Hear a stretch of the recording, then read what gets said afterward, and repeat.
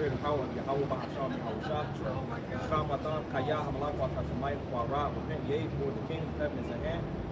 Hana Hakunah with the face of each. Give all praises on the Yahweh Bahasham Yahushua Bahasham Yahushua. A double honor to the elders and apostles of great wills on the torch of truth and doing well. That's right. And much respect to those out there pushing the truth with all righteousness and sincerity. Shalom. Hey, so the Lord is doing a beautiful thing in the earth. All right, so he's gathering the tribes, like it mentions in Ezekiel 37th chapter, so we're going to start there. This is the book of Ezekiel, chapter 37. We start at verse 15. And it reads, and the word of the Lord came unto me, saying, moreover, thou son of man, take thee one stick, and write upon it for Judah and for the children of Israel and his companions. Then take another stick and write upon it for Joseph, the stick of Ephraim, and for all the house of Israel, his companions. Right, when you go into the word for stick, it goes to the Hebrew word for wood, which is aitazah, which is something that's firm, because you got a lot of guys that essentially scoff against the chart. You see, when you got the word aitazah, it means firm, it's established. You see, showing that, essentially that's something to go off of, The chart is biblical. Right. God said they don't, they can't get down to a tribe's chart. But at the same time, it's mentioned in prophecy. That's right. Right? And as we're going to read, what does it talk about when somebody inquires about the sign? That's how you build from there. Right? The edification.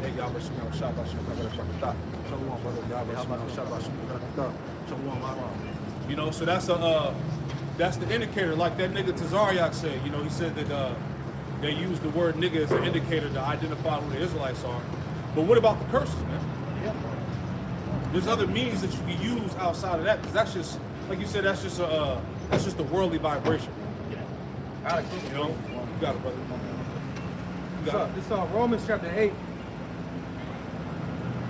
Romans chapter 8, verse 16. It says, the Spirit itself bears witness with our spirit that we are the children of the Most High. Yeah, the Spirit bears witness with our spirit that we are the children of the Most High. This is all spiritual, right? It's of the Spirit. That's why we don't need to acquire a DNA test. Genetics and all of this stuff, science so far so called. It's all about the Spirit, man. Prime example, like he said in the video, that Bob Marley was an Israelite, man. Hey, the Spirit, read it again. he is an Israelite, bro. And all Israel ain't gonna just be all black. It's not all black people, man. Jacob's gonna come in many colors and shades, man. Remember, there was a scattering. When you get into the nitty gritty of the scriptures, there was a scattering of the bloodline of Isaac and Jacob, man. Abraham, Isaac, and Jacob. Right? So you're gonna have Israelites out of every nation, every color, man. What do you think about in Revelation the 7th chapter, right? When the apostle John saw that great multitude that came out of every kindred, every tongue, nation, right? These were Israelites that looked like all the nations. But you got it, brother. Find this back to Romans chapter 8, verse 16. It says, the Spirit itself beareth witness with our spirit that we are the children of the Most High. Yeah, and it's through the Spirit on how we can identify that we fit these scriptures, man. That's right. Right? So we don't need no authentication from these Edomites to tell us who we are or who we ain't. Right?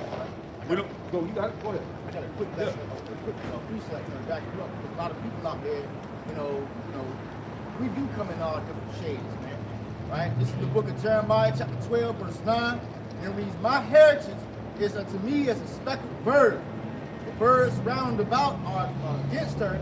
Come ye, assemble all the beasts of the field, come to devour. And I wanted to bring that out, man, because like our elder mentioned, it's not just a all black thing, man. Yeah.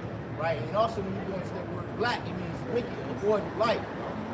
So it's the spirit. It's all about the spirit, man. But a lot of Jake out there, they're not spiritual. Yeah. You see? Yeah, it's all this emphasis on so-called black, so-called white. That's right. That's right. That's why we're here to break it down.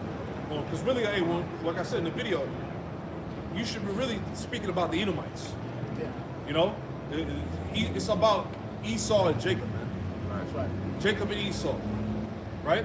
So you got to start using the real names, man. That's right.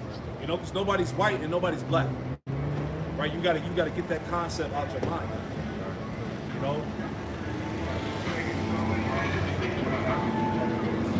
Yep. This is the book of Ezekiel, chapter. You went all the way back to the top. Yeah, verse 17. This is the book of Ezekiel, chapter 37, verse 17. And join them one to another unto one stick, and they shall become one in thy hand. Right, pretty much showing that the tribe is going to be brought back together. Start with the elect. All right, the elect is gathered by the word. Can we get that? Isaiah 34 and 16. Yeah, the house of David is being built back up through the Spirit. It's a spiritual tabernacle being built, man. The Lord is gathering the tribes via the Spirit, man, the Holy Spirit. You know? Yep. It's the book of Isaiah, chapter 34, verse 16. And it reads, seek ye out of the book of the Lord and read. No. Going back to like Zaquan went into, the curses, essentially the curses fit Jake, so it says seek ye out the book of the Lord and read, no one of these shall fail, just like it was prophesied for us to be scattered, everything else in the scriptures is going to happen, and it has happened, That's right. Isaiah 34 and 16, seek ye out the book of the Lord and read. No one of these shall fail, none shall wander make, for my mouth it hath commanded, and the Spirit hath gathered them. Right, so the elect, all right, starting with the elect, all right, 12,000 from each tribe, all right, essentially they're being gathered by the word. Yeah. It represents Yahweh. And that's the Spirit, because essentially before salvation takes place, as we're going into, there would have to be a gathering of the tribes, man. All right, the 12 tribes, starting with the elect. I want to read this real fast too. No, that was okay. Jeremiah chapter 3, verse 18, and it reads, and this is future prophecy here. Jeremiah 3 and 18, it says, in those days, the house of Judah, right? The house of Judah will represent the southern kingdom, all right? So-called Negroes, Haitians, West Indians, Jamaicans, all right? And the house, in those days, Jeremiah 3 and 18, in those days, the house of Judah shall walk with the house of Israel. See that?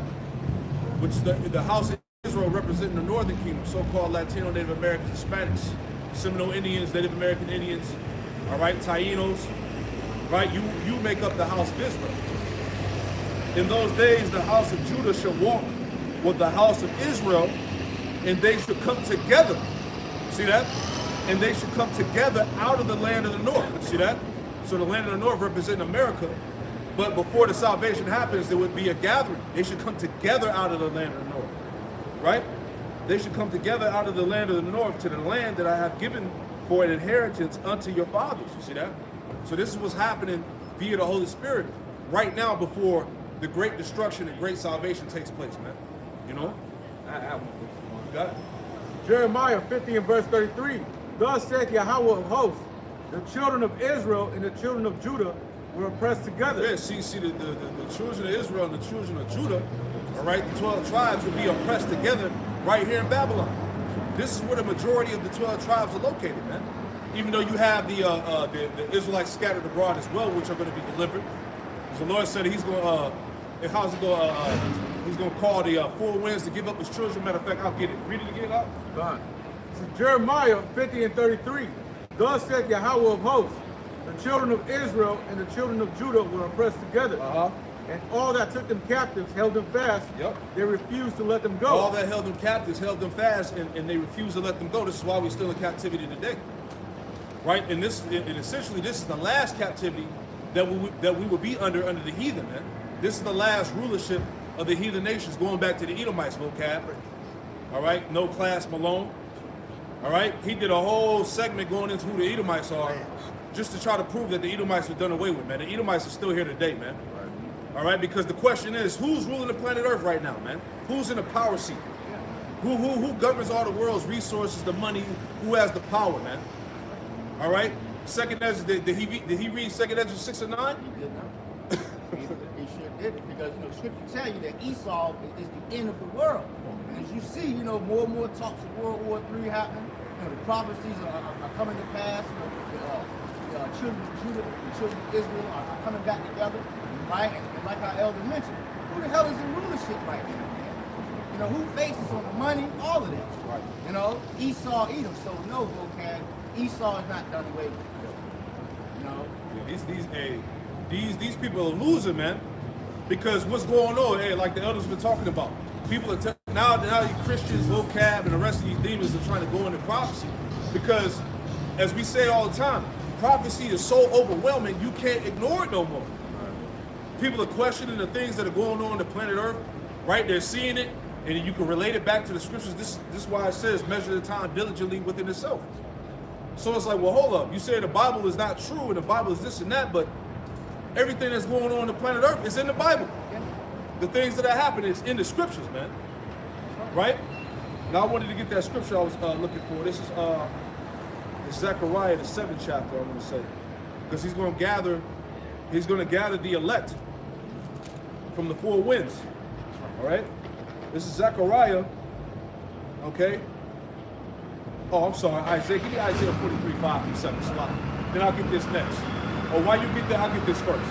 Zechariah 7 and Zechariah 8 and 6. The point is the 7. Zechariah 8 and 6, it says, Thus saith the Lord, Yahweh Bashim Shah hosts, if it be marvelous in the eyes of the remnant of this people in these days, should it also be marvelous in my eyes, saith the Lord, Yahweh Bashim Shah hosts. The point.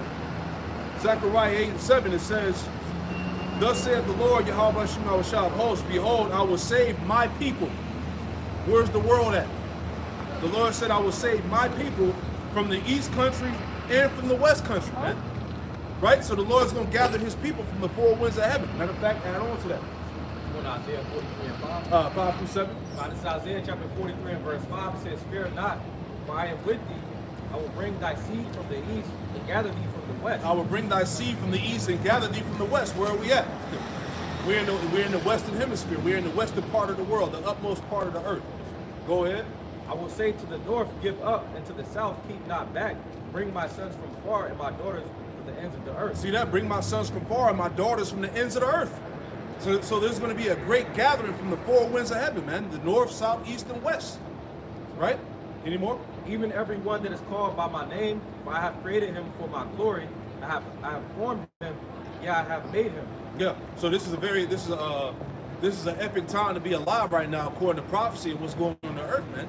Hey, Yahweh Bashim Shah is doing exactly what's written, man. All right. The prophecies are beginning to be manifest now on an even higher level, and it all goes back to the vibration of the prophets, man. Right? The words of the prophets, man. The words of Yahweh Bashim Shah that are coming forth through the prophets, man, being magnified, man. That's what's changing the course of the world, man. This is why, once again, as was the quote, Priest Amon brings it out, but I think it was from one of the was it Andrew Jackson, one of them presidents, where he said in a quote that in the end time, pretty much there would be a body of believers, a body of men, which would bring the focus and attention back to the prophecies of the Bible. That's what's going on in these last days. This is why all the controversy and hype and all of that surrounds the scriptures, man. See? You got it, brother. I got a precept for you. Go on. Just back at the point, how the Lord's going to gather his elect before when. This is the book of St. Matthew 24, and starting verse 29. That's right. And it reads, Immediately after the tribulation of those days shall the sun be darkened, the moon shall not give her light, and the stars shall fall from heaven, and the powers of heaven shall be shaken. Everything is being shaken up in the planet Earth right now. The powers of heaven shall be shaken. All right, these people that are in the power seat, these people that have, governance over the planet Earth, the Lord is shaking them up, man. This is why you're seeing all of the wickedness and exposure going on amongst the government and Hollywood and the upper echelon, man. You're finding out what they do on the left-hand side, the rituals. Hey, I did a lesson yesterday going into there's many reasons why this society needs to be destroyed, right? And Trump was on the panel talking about over 300,000 missing migrant kids going missing, ended up in sex trafficking and shit. So the Lord is really he's really allowing the filth to be exposed on this place, man. The shame, what the scriptures say, the shameful spewing should be upon that glory. So this is why these things are happening. The powers of the earth are being shaken, man. Got any more, bro? St. Matthew 24 and 30. And then shall appear the sign of the Son of Man in heaven.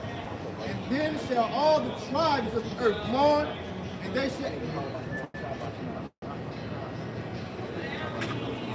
Yeah, you got it, bro. St. Matthew 24 and 30. That's right. And then shall appear the sign of the Son of Man Yep. in heaven. And then shall all the tribes of the earth mourn, Uh-huh. and they shall see the Son of Man coming Yep. in the clouds of heaven. Everybody's going to see the glory and the arrival of Yahweh Bashim Yahushua in the heavens, man. When he comes and cracks those clouds, when he departs the heavens, the Shemayim, man. Go ahead. Tell you no. It says, I'll read it again in the latter. Yeah, you They got it. shall see the Son of Man coming in the clouds of heaven with power and great glory. Great glory. Go ahead. Here's the point, verse 31. And he shall send his angel with a great sound of the trumpet, Uh-huh. and they shall gather together his elect from the four winds, from one end of heaven to the other. That's who salvation is for, man. This is what the Christians are not going to talk about, man. The Lord ain't coming to save the planet, man. If he's coming to save the planet, then who's going to get destroyed? Right? Make it make sense, man. Salvation starts with the Lord's elect, the remnant. That's who he's coming to gather up from the four winds of heaven. All right? You got it, brother. You go back to that, see? Oh, got it. The book of Genesis 49, on top. And Jacob called unto his sons and said, gather yourselves together that I may tell you that shall befall you in the last days. God, because pretty much the chapter goes into the blessings and essentially the attributes of each specific tribe. You know how you can identify them in these days. You know, Absolutely. Verse 2. Gather yourselves together and hear, ye sons of Jacob. And this is what goes over these non-believers' head. This is what they can't perceive. Yeah. You know? Yeah. It's plain. It's very plain. As the brother said, these are the very different attributes of what different tribe will be doing here in the latter days, where they'll be at, and what curses will be bestowed onto them. Yeah. Yeah, because remember, after that 2 days and a half, right? You know, that 2 days, we'll say 2 days and a half. That we, matter of fact, give me that real quick. We'll go back to that. I just want to make a quick point. You give me the one in Malachi, too. Malachi, the fourth chapter. Third chapter, Salaki. Revelation 11 and 11. talking about 3 and 16 and 18. Yeah. The sermon. Talking about the sermon. Before the great and terrible day of the Lord. Yeah, 4. Yeah, give me that one. You got Revelation 11 for me? Right here, 5. Yeah. Yeah. Go ahead, read it. Yeah, you can read it since you got that first, and then we'll get that after.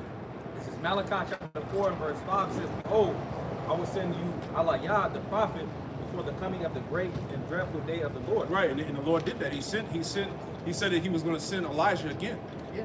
Right, and he came back as who? As elder high priest Abba Bivens, man. And Right. he shall turn the heart of the fathers to the children. Yeah. And the heart of the children to their fathers, lest I come and smite the earth with a curse. And that's the point right there. He did that. All right, the pillars of our faith. All right, elder high priest Abba Bivens, elder high priest Ariah. All right, elder high priest Yaiquab.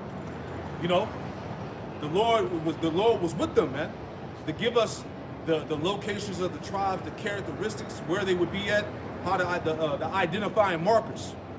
He said that he would turn the hearts of the children back to the fathers.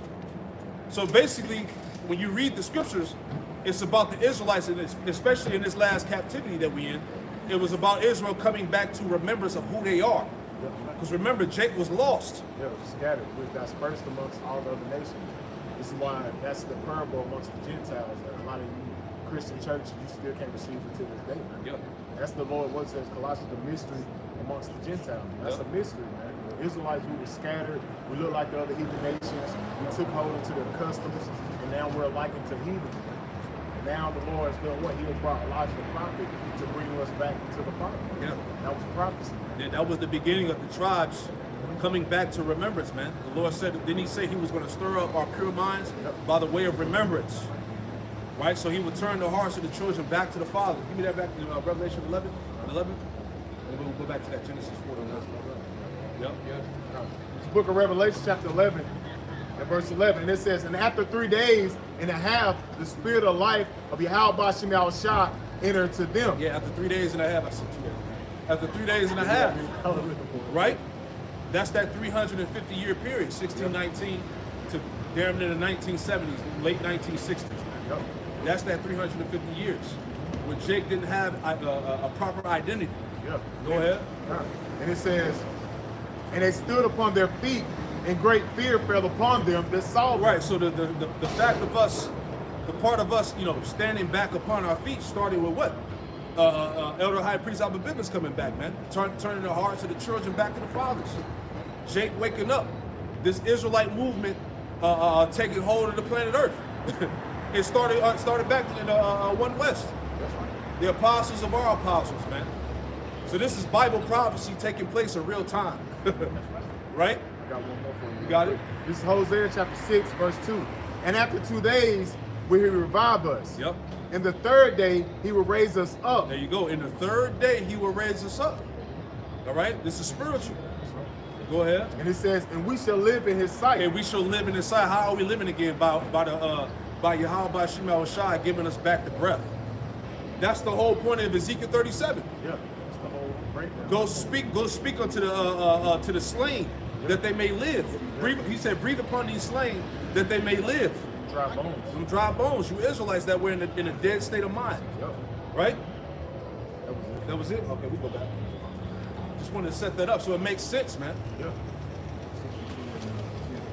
This is the book of Isaiah, chapter 62, verse 2. Boom. And it reads, and the Gentiles shall see thy righteousness, and all the kings thy glory, and thou shalt be called by a new name, which the mouth of the Lord shall name. Right, when you go into the word for new, it's chadash, which means to be repaired, you see, because for so long, you know, Jake was called by the bywords and the exonyms and stuff like that. You know, starting with this truth, you know, essentially the elect is grabbing hold to their true identity, you know, and then going into the kingdom, you know. We're going to be known by Yashala again, you know. It's a renewal, a refreshing of who we are, being brought back. You know? God. This is the book of Genesis.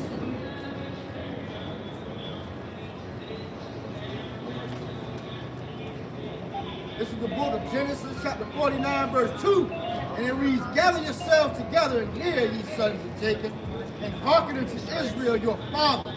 Verse 3, Reuben, thou art my firstborn, my rights, like my might, and the beginning of my strength.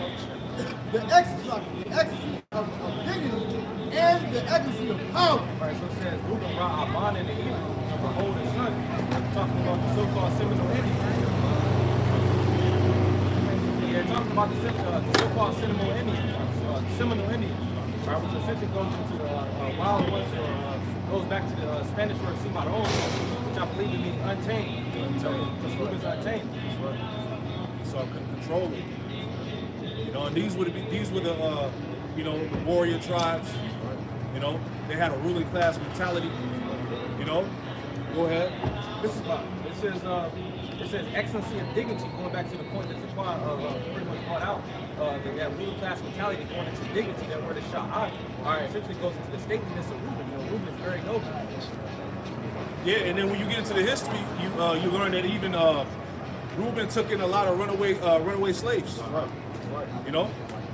Yeah, that's what they gave Esau a lot of flack, you know, because essentially they look like Judah, you know, they look like Judites carrying around guns, you know. Back then they was able to have their own lands and have freedom. You look like Judah. Yeah, that's it. Reubenite myself. Yeah, this brother's a Reubenite. Wait. He ain't gonna say it's You got it. Read 2 again, or 3 again. This is the book of Genesis, chapter 49, verse 3. And it reads, Reuben, thou art my firstborn, my might, and the beginning of my strength, the ecstasy of dignity, and the ecstasy of power. Verse 4, it reads, unstable as water. Right, when you go to the word for unstable, it's pashaz in Hebrew, and it means uncontrolled, pretty much corresponding with the name Seminole, you know, uncontrolled or untamed. Wow. Esau couldn't tame him, man. And that's why you see Esau took upon of that a lot of war tactics. Tactical warfare, especially with him with the painting and things like that, warrior cries and things like that. Even with some of his warfare. Even with some of his battle tactics, you know, like a lot of times you have an element going forward and then you have a flanking element going around. You know, you got that from Gad and Reuben. Yeah. Hey, when you watch the movie Predator, who you think what tribe he was stealing that from? The cloaking mechanism, the way to hide, he was stealing that from the tribe of Reuben and Gad. And also, like Esau, a lot of his weapons, you know, he named them after certain weapons that the Indians had, man, like the tomahawk, the cruise missiles, and all that good stuff. That Black Hawk. Yeah, Black Hawk. Yeah, that's right. Genesis chapter 49, verse 4, and it reads, unstable as water, thou shalt not excel, because thou wentest up to thy father's bed, then defilest thou it. He went, Reuben defiled his father Jacob's concubine. You know, and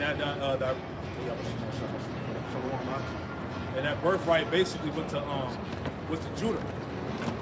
You know, you got it. Genesis chapter 49, verse 4, and it reads, unstable as water, thou shalt not excel, because thou wentest up to thy father's bed, then defilest thou it. He went up to my couch. Right. You can read that in Genesis 35, verse 22, and also 1 Chronicles 5 and 1. Gives you the account of that. What happened? Go ahead. Verse Genesis 49 and 5, Simeon and Levi are brethren. Instruments of the credulity are in their habitation. Right, Shammaiwan and Loya are Shammaiwan going into the so-called Dominican Republic. How you say it? So-called Dominicans. All right, then you got Levi's, the so-called Haitians. You know, and it says instruments of cruelty are in their habitation, or so-called Dominicans. They get into that left-hand witchcraft, and likewise for Haiti, you know, they get into the voodoo and stuff like that. You know, that's the instruments of cruelty. Yeah. And also what they did to them Hamites that defiled their sister. You read that account with Delilah? Yeah, Genesis 34 and yeah, there you go, Genesis 34, 24 through 30. You know? Try to take it. This is the book of Genesis, chapter 49, verse 6. It reads, O my soul, come not thou into thy secret, unto their assembly. My honor be not thou united. Yeah. For the separation between them two tribes. And they're on the same island. This is the island of Hispaniola, where they're literally divided down the line on that island, man. It's divided by mountain range, and then also like when you go to Haiti, if you go to so-called Dominican Republic, you know, they divided in mindset too. They from the same people, but they don't really fit well with each other. They don't associate with each other. Right. Because some of them, even it's so much confusion. Some of them Simeonites really are Levites, and some of them Levites are really Simeonites, man. Not knowing that they're intermingled. And this is the spirit. This is how you know this is the Holy Spirit. I literally was just talking about this tribe yesterday to somebody, man. I literally was talking about Simeon and Levi yesterday about the division and them being split, man. That's how you know that's the Holy Spirit. Yeah, they're not together spiritually or physically. That's right. I literally was talking about this yesterday. tell you no, I'll read it again. Genesis chapter 49, verse 6, and it reads, O my soul, come not thou into thy secret until their assembly. Mine honor be not thou united. For in their anger they slew a man. Pretty much going to the time with their sister Dinah. It says, and their self-will they dig down the wall. Verse 7. Genesis 49:7, and it reads, cursed be thy anger, for it was fierce, and their wrath, for it was cruel, and will divide them in Jacob and scatter them in Israel. Verse 8. Verse 8, Judah, thou art he whom thy brethren shall praise.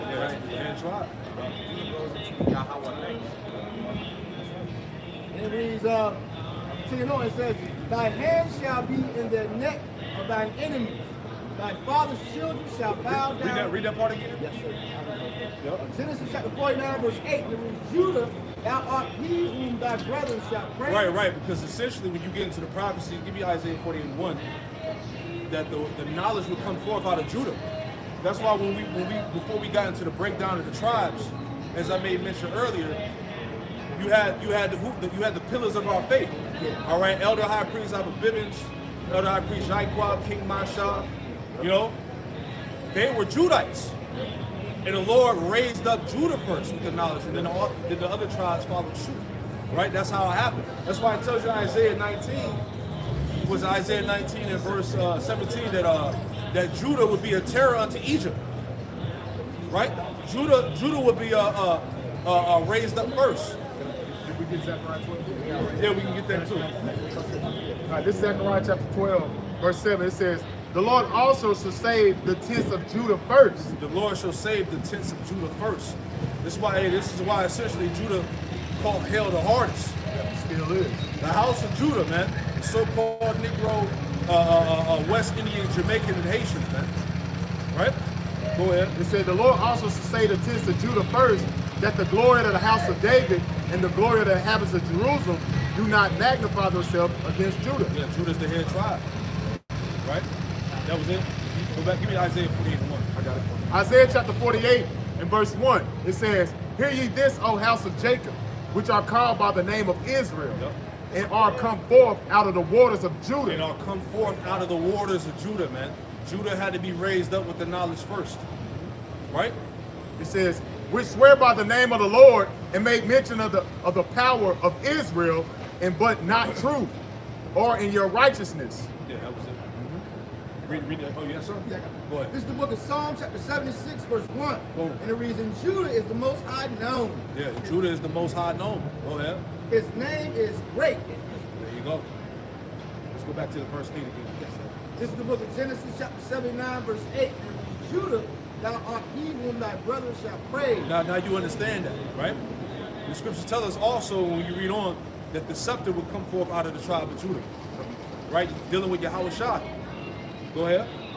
See, and on, it says, thy hand shall be in the neck of thine enemies. Thy hand shall be in the neck of thy enemies. We coming into the time where the Lord is about to allow the tribes to get busy on these heathen, man. On Esau and the rest of these heathen nations, man. Right? Give me that one in Baruch to add on to that. Baruch 4 and 25. You got it, brother. Psalm chapter 110 and verse 1. The Lord said unto my Lord, sit thou at my right hand until I make thine enemies thy footstool. That's right. The Lord shall send the rod of thy strength out of Zion. Rule thou in the midst of thine enemies. Right, because pretty much going into Judah, Yahweh Shai being the top two, essentially, the scripture says he's going to rule with a rod of iron, going to the point, part where it says, thy hand shall be in the neck of thine enemies, That's it. That's it. Did you want that? Yeah, you can get that too. God, this is the book of Baruch chapter 4 and verse, you said Hey, 25? because it's going to start with Judah being raised up, man. Judah going to set this shit off. That's right. Book of Baruch chapter 4 verse 25. My children, suffer patiently the wrath that has come upon you from Yahweh Bashem All right, Shai. so everything that we have endured as a nation, all right, the wrath of the Lord, that it came from Yahweh Bashem Shai. That was judgment, man. Right? Go ahead. It says, for thy enemy have persecuted thee, Uh-huh. but shortly thou shalt see his destruction. Ooh, it said, but shortly thou shalt see his destruction. Are we not seeing that at some degree right now? Yeah. The fall of his kingdom, the demise of his empire. Yep. Everything is falling apart infrastructure-wise, Yeah. economically, military-wise, It's- right? The dollar is out of there. He's being exposed more and more every day. You see? Go ahead. It says, and shall tread upon his neck. And shall tread upon his neck, man. Right? So hey, the Lord is going to allow the tribes to get busy on Esau, man, and these nations. Any more? Oh, yeah. It says, my delicate ones, gone rough ways, and were taken away as a flock caught of the enemy. Slavery. Those are the rough ways that we had to undergo. Right? Called as a flock of the enemy, man. Slavery, being scattered to the four corners of the earth. Go ahead. It says, be of good comfort, O my children, Uh-huh. and cry unto your power, for ye shall be remembered of him that brought these things upon you. And that's what's happening now. He said that we should be remembered about whom brought these things upon you. Right? The remembrance is happening now of what? Of the tribes being raised up. Us remembering the name. Baruch, was it the second chapter? In the land of their captivities, they shall remember themselves and think stiffly upon my name. This all ties into the remembrance, us coming back to who we truly are according to the Holy Scriptures, man. All right?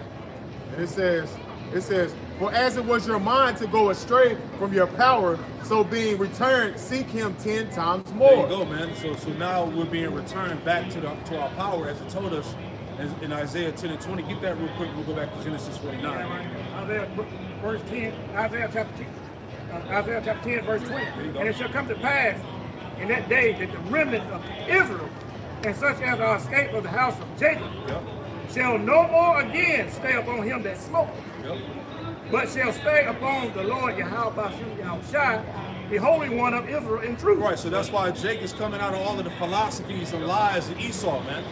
His false religions, false doctrine, the ideologies of the world, Pseudoscience. his pseudoscience. Jake is disregarding that, man. He's casting it down. Casting it down. Jake is taking off on Jake is taking off that strange apparel and putting on that glorious garments. Yeah. As you read in Isaiah 57. Yep. So that's what's happening in the spirit. We're putting on we're being clothed in righteousness, man. All right, being put, like you said, having the proper apparel on. Putting on that breastplate of faith. There you go. Right. Any more? I got a scripture for you. Go on. This is the book of Isaiah chapter 34, verse 16.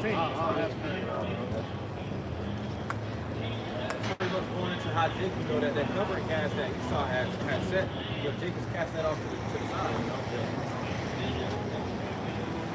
It's the book of Sirach or Ecclesiasticus, chapter 27, and verse 9.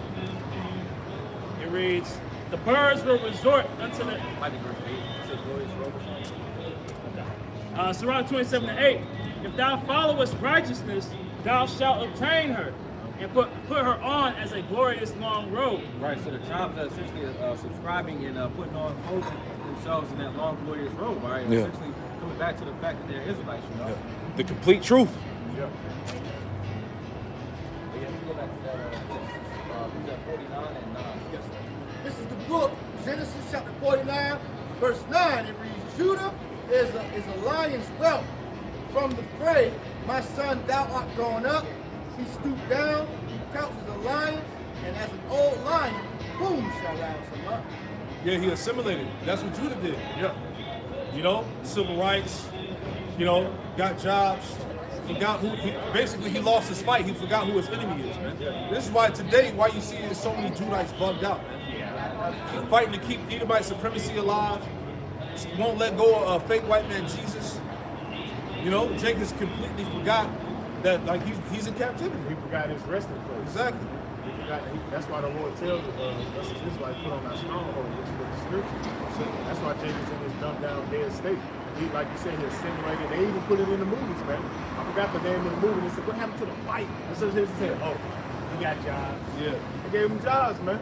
All that marching and all that Black Panther shit, man, it didn't do nothing, man. Even though we know it was controlled opposition, but at the same time, it put Jake in that dumb, docile state, pacifying where they don't want to fight.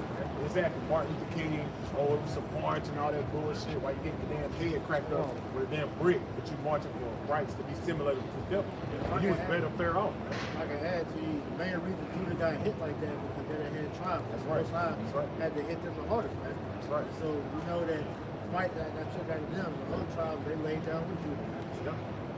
Even because you had the Black Panther movement, you had the Dominican Party movement, all you had all these various different you had even the Native Americans. You had all of them raising up at the same time. And who was leading charge, like your brother said? Judah. And after Judah started assimilating and getting jobs and getting city jobs and shit, they lost fight, man. Lost the fire. Yeah. Right. Ecclesiastes 7:7. Surely oppression maketh a wise man mad, and a gift destroyed the heart. Yeah. And oppression made us mad. But like Cosmo said, these damn devils came up with jobs and gifts and stuff. And should have laid down, man, like a lion. Benefits. Yeah, they just laid down, man, and still continue to lay down to this day. Yeah, that's what when you see that when Jake gets shot, who they bring out there? Al Sharpton, they roll Jesse Jackson out in his wheelchair, and they be wanting niggas to go back to sleep. This is the same tactics they've been doing since the 60s and 50s until this day, man. It's the same one trick doing. Plantation Christianity. Yeah, which we see the evolution of it today. Yeah, And the Christian church is a straight up madhouse. they're responsible for this madness. You know? Read that again up. This is the book of talking about Lamar precept? Oh no, Genesis 49. Yes, sir. This is the book of Genesis, chapter 49, verse 9. It reads, Judah is a lion's whelp. Yep. From thy prey, my son, thou art gone up. He stooped down. He crouched as a lion. He crouched as a lion, man. Right? We were pacified. You know, we went through slavery, Jim Crow, got the shit beat out of us. Redlining. You know, poverty. Go ahead. Continuing on, it's read, he crouched as a lion, and as an old lion, who shall rouse him up? See, but the point is, we made mention earlier, like the scripture says, an old lion, who shall rouse him up? And it started with what? Elder High Priest Abba Bivens coming back, man.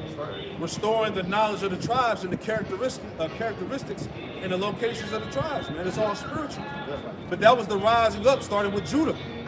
And then you see the rest of the tribes follow suit. Right? Let's read on.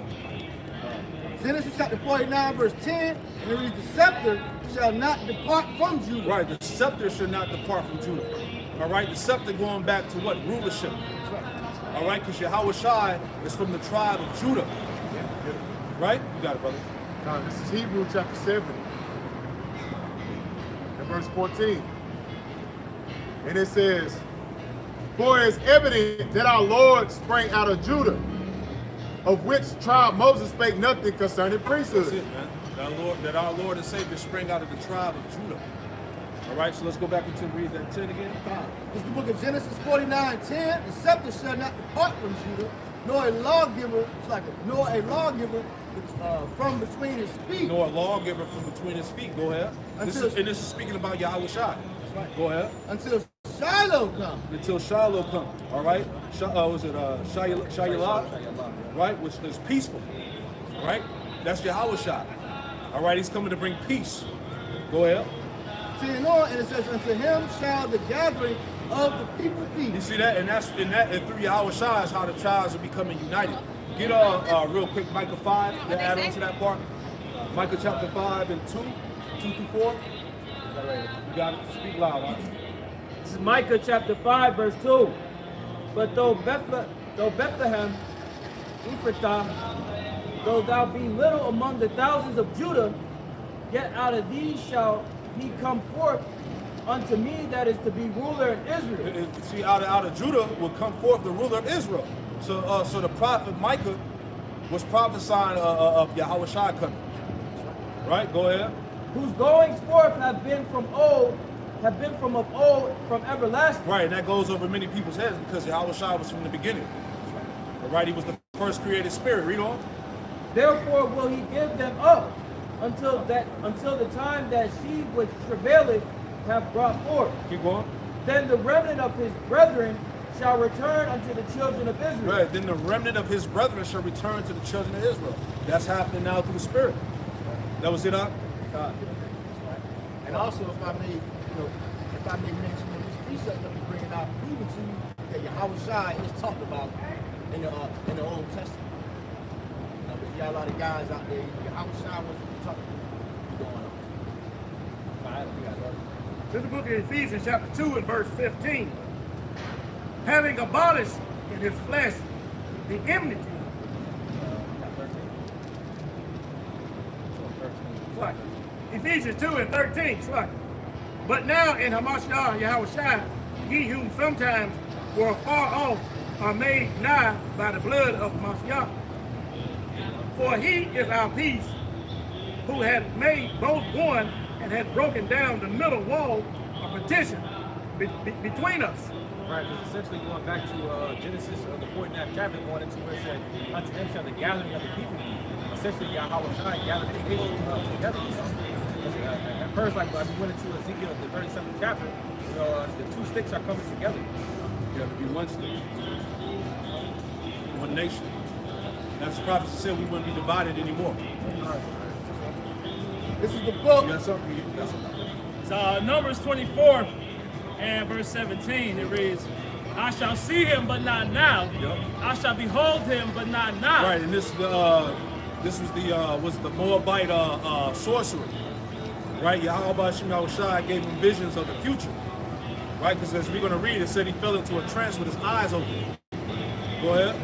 I shall see him, but not now. I shall behold him, but not nigh. There shall come a star out of Jacob. There should come a star out of Jacob. That's Yahweh Shai, man.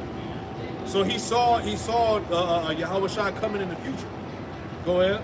And a scepter shall rise out of Israel. And a scepter shall rise out of Israel, as we just read in Genesis 49, that the scepter should not depart from Judah. Yahweh Shai is the king. Go ahead.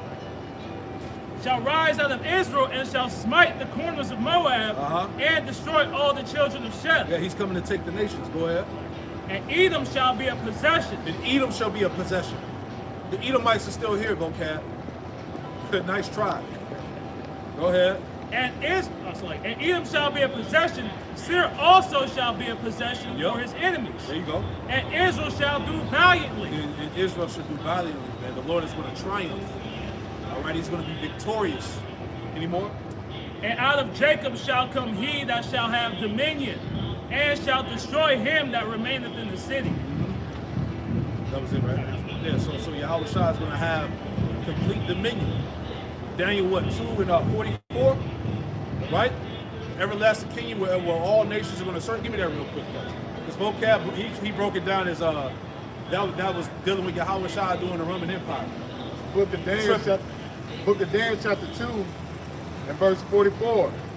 In the days of these kings shall Yahweh Shemel Shai of heaven set up a kingdom which shall... Daniel chapter 2 verse 44. Right. In the days of these kings shall Yahweh Shemel Shai set up a kingdom which shall never be destroyed. Yep. And the kingdom shall not be left to other people. Yeah, so the kingdom of heaven, all right, will never be destroyed. The kingdom of heaven will be an everlasting kingdom. Go ahead. But it shall break in pieces and consume all kingdoms. Right, because when Yahweh Shai comes, he's going to devour all the nations, man. All the nations are going to be subjected under him. All right, all nations will be subjected under his feet. Go ahead. And it shall stand, it said, and consume all kingdoms, and it shall stand forever. Yeah, so the kingdom of heaven is going to be forever. Right? Yahweh Shai is going to have dominion. All right, let's go back. This is the book of Genesis chapter 49. I'll read verse 10. And it reads, the scepter shall not depart from Judah, nor a lawgiver between his feet until Shiloh come, and to him shall the gathering of the people be. Yeah, unto him shall the gathering of the people be, as we read earlier in Isaiah 34:16. All right, it's through Yahweh Shai how we're being gathered through the Spirit. Right? He said, by my Spirit, I should gather them. Right? Go ahead, Genesis 49:11, binding his spoil unto the vine, and his ash coat unto a choice vine. Right.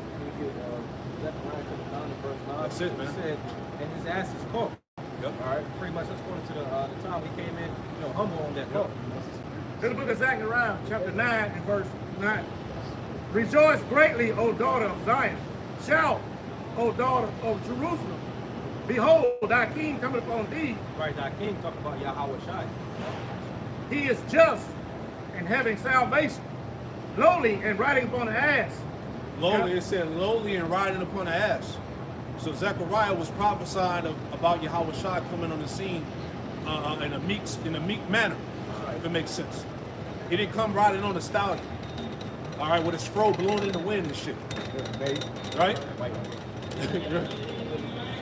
Come on, man.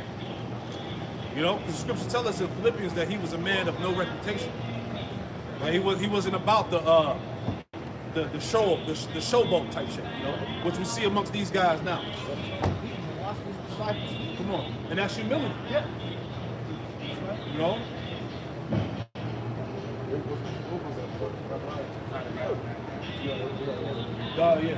Finish it. I'm gonna bring back the precept. Go ahead. And upon a coat, the foal of an ass.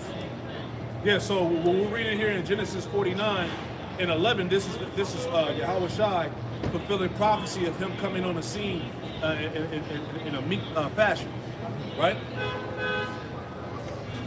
Yeah. And this is the account right here. This is Matthew chapter 21, verse 5. There you go. Tell ye the daughter of Zion, behold, the king come unto thee, meek and sitting upon an ass. Meek and sitting upon an ass. Go ahead. And a coat of fowl as an ass. And the disciples went and did as Yahweh Shai commanded them, and brought thee the ass and the coat, and put on them their clothes, and they set them thereon. Yeah, so that prophecy was fulfilled. That's how the Lord came on the scene. Well, it's like, that's why Right. I was like, I hope you guys. You got it. All right, go back. This is the book, Genesis chapter 49, verse verse 11. It says, binding his oil unto the vine, and his ass coat unto a choice vine. He washed his garments in wine, and his clothes in the blood of grapes. Yeah, Isaiah 63. Now Isaiah chapter 63 and verse 1. Who is that cometh from Edom with dyed garments from Basra? Right, it said dyed garments from Basra. Basra is the capital of Edom, you know?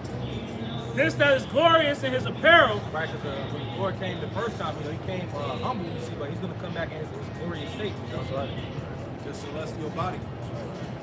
traveling in the greatness of his strength. I that speak in righteousness, mighty to save. Yeah, he said traveling in the greatness of his strength. The Lord of Sabaoth, as it tells you, James the 5th chapter, he's coming with the glory of heaven. The thousands upon thousands of angels, as it tells us in Psalms, right? You know, the tens and 20,000s of his angels, and the Lord is among them as in Sinai, roughly paraphrasing. Right, so this is what Esau in the world is preparing for, man. Space Force, right? NASA and these high-level telescopes, watching the heavens in real time, seeing the chariots bigger than the earth, moving at defying the laws of gravity. You know, basically the technology that they're witnessing is not of this world. This Isaiah chapter 47 and verse 3. It says, thy nakedness shall be uncovered, yea, thy shame shall be seen. He's speaking on these Edomites, how they're exposed, and the Lord through the Holy Spirit using the internet is making it even worse, man.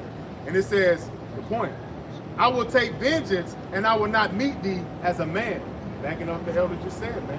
He's coming in with what you call, what they call Superman. See, Esau, with these Hollywood directors, they read the scrolls and they know how the Lord's coming back. They didn't just put up Independence Day for no reason. They understand that the Lord is coming back in his glorious apparel in that angelic body, man. All you got to do is read 2nd Ezra, 13th chapter. And it goes into that, man. You know, you Edomites, you guys aren't going to win this war, man. You know, Yahweh Shah, not even have to lift up his sword or nothing, man. Gentlemen. Please, brother. Read back, it says, I did want to make this point real quick. In the NLT, it talks about marching in the greatness of his strength. So just land backing off the point of, that great army coming. Every time you see a chariot sighting or hear of, some miraculous event happening, that's a show of force from the Heavenly Father, to give Esau just a glimpse into what he's about to come face against. right. Even in Esau, military, like law enforcement and stuff like that, they go into show of force as well, So, like you said, to lab back, that's a show of force. So Isaiah 63 and 2, wherefore out thou red in thine apparel, and thy garments like him that treadeth in the wine fat. Right, because the Lord is coming back to do a lot of destruction. Because the brother did Matthew 10, verse 33, Yeah, that's why I said in Genesis, just referencing back, it said he washed his garments in the blood of grapes. Because this is symbolic of the bloodshed that he's going to bring on the earth in the time of his vengeance. This is the book of Matthew chapter 10, verse 34 in red letter. See how I was trying to speak. Think not that I come to send peace upon earth. I come not to send peace, but a sword. Right, and a sword you do division. A sword it's also a killing instrument. That's right. Going back to the quote where it says, his clothes in the blood of grapes. The scriptures say essentially, the Lord is coming back to wound the heads over many kingdoms. Roughly paraphrasing. This book of Revelation 1 and 7. Now the Lord is coming back. Behold, he cometh with clouds. That's right. And every eye shall see him. And that scene right there, which you can say Independence Day. That was the Independence Day scene right there, man. Every eye shall see him, man. And they know that, man. This is why they're trying to hide the fact that they're calling the chariots, they're calling them UFOs and things like that. They don't want, they don't want you to understand that the Lord's been here the whole time. Watch it. Watch it. That's why, like, his brother was going into the sightings of the chariots, so-called UFOs. The Lord is doing a military reconnaissance. Yeah. Basically spying out the land before they bring the destruction. Yeah. Amos 9 and 8 speaks on that. Yeah. The eyes of the Lord upon the sinful kingdom. Yeah. Even though we know it's twofold, it's speaking on these wicked 230 niggas. but it's also applying to Esau Edom, because as you go in Psalms, the 50th chapter, the 16th verse, Esau Edom has taken the Bible unto himself. So now he's been held accountable for his actions throughout the earth, man, and what he has done to the tribes, man. Can you read that again? Revelation 1. This is from News Nation Now. It's posted a week ago. It says Congress plans UFO hearings for November. It says when Congress returns to D.C. after the presidential election, lawmakers plan on taking on bipartisan issue of UFOs. Yeah, and this has been going on since the last 4 or 5 years. They've been speaking on this, and they've been gradually just telling you that they exist, man. They've been telling you right in your face that these things exist. They gradually try to do it with the little stupid ass shows on History Channel with the ancient aliens and shit like that blasphemy, that bullshit. But now they're just basically telling you that these things are out here. They exist, man. And what the masses do, they just walk on from day to day, not knowing what the hell's going on. Even the Vatican admitted that these were the angels of the Lord. Yes. You know, even the devils also believe in something. And when you watch that stupid ass show, they show you history pictures of ancient aliens. They say they're all in the biblical text. Esau is basically putting it in your face. He said, look at all these ancient pictures, man. They're always getting shown in different texts and different sightings and things like that. Why? Because the angel's been here the whole time, man. Yeah, and there's a painting that I posted years ago. It's like from the 1600s. It's somewhere in Austria. And there's a painting of a UFO, big giant UFO over a house. And in the painting it says, Israel, keep your hope in the Lord. You know? So it's out there, man. Yeah, swing low, sweet chariot. Come on now. You got it out. Oh, Salah, go ahead, brother. It says one piece of information that may be part of the upcoming hearing is independent journalist Michael Schellenberger's report on a whistleblower who came forward to Congress and revealed what they say is the existence of an illegal and classified program known as Immaculate Constellation. And when you look up this program, it's from the Pentagon that the program allegedly collects information on UAP encounters. So, you know, adding credence to what brothers are saying, you know, Esau is aware that the chariots of the Lord exist, man. Right? Yeah. They're well aware that the chariots of the Lord are coming back, as the Quran was saying, they're doing reconnaissance before they make their move. Yep. And Esau is trying to counter that and prepare in hopes to do what? To win against the Lord, but it's a battle that is already written for them to lose. Yeah, even brothers, the elder can speak on it, that they said it was a so-called UFO that landed on an airstrip, and these dark-skinned men came off, and like he said, you could tell that they was in a military, that they came from a military, basically, presence. And he said, he basically said, you could tell that these men was conquerors. Never been conquerors. And that's showing that the angels has been here the whole time, man. And Esau know that, man. These astronauts and so-called people that work for NASA, they know that, man. They see them all the time, man. That's why they cut the feed. When you watch NASA live, they'll cut the feed and then they'll gradually start taking out different little sightings. So you think you're really watching it live when you're not, man. Yeah, a lot of Air Force pilots have testimonies of encountering the chariots in the skies, but they had to sign those non-disclosures. Yeah, what that guy say? He said he got off the ship. She said, "How tall you think they was?" About 7 feet. He's like, roughly about 7 feet. She said, "What they look like?" It's black. Very black. And he didn't give a damn. He was like, he was about to croak on the interview. So he was like, "Fuck it, I'm always going to get this off my chest." And that just show you, man, that everybody they know, man. You got testimonies from scientists, that work in a lot of these silos, nuclear silos, how the chariots of the Lord pretty much activate their missiles. Pretty much almost caused the missiles to launch. And turned around and shut the silos down, So the chariots of the Lord are very good. Yeah. There's so much footage out there of just average people, recording these chariots. I just want to add on, they always been here. Like back in World War I and World War II, they were just redoing reconnaissance, surveying the war. What you call it, Foo Fighters. Yeah. They always been here. All these sightings, what Esau do, he'll mix up a bunch of science fiction, a bunch of false, lies and stuff, comedy, confusion, and make the people think it's just science fiction. That's why you don't believe it. A lot of you don't. Because Esau lies so damn good, when you tell the truth, you don't believe it. This is Zechariah 5 and verse 1. Then I turned and lifted up my eyes and looked, and behold, a flying roll. So I had the descriptions going into the chariots, right? What this world called UAPs or UFOs, you know. Verse 2. And he says unto me, what seest thou? And I answered, I see a flying roll. The length thereof is 20 cubits, and the breadth thereof 10 cubits. Then he said unto me, this is the curse that goeth forth over the face of the whole earth. You break it down, you keep on. Okay, come.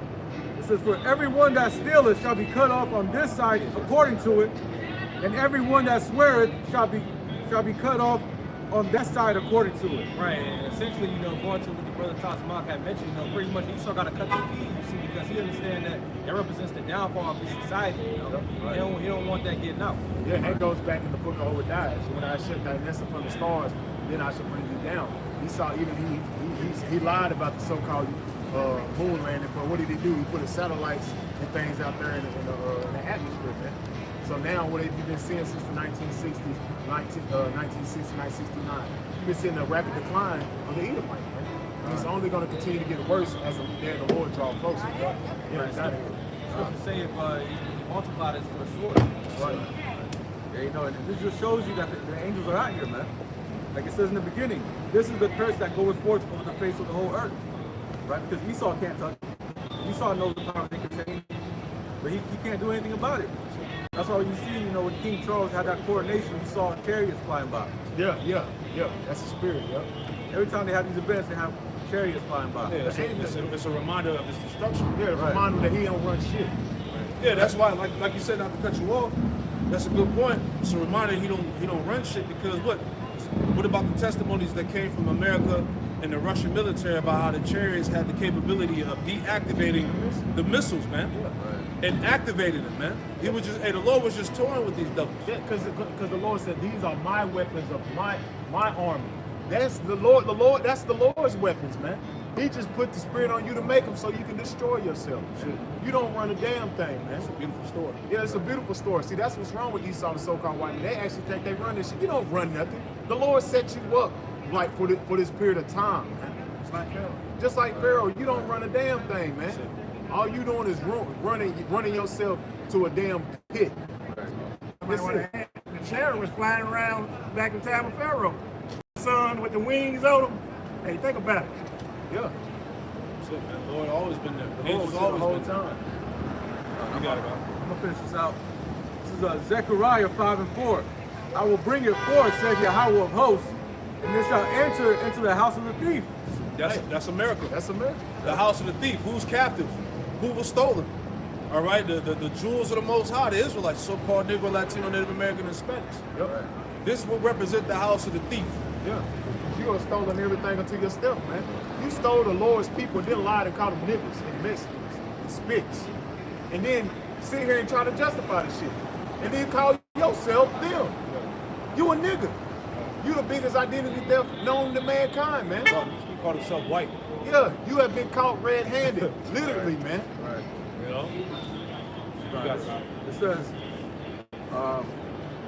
and I will bring it forth, saith Yahweh of hosts, and it shall enter into the house of the thief, and into the house of him that swears falsely by my name. Yeah, you 1983. You defiled the Lord's name.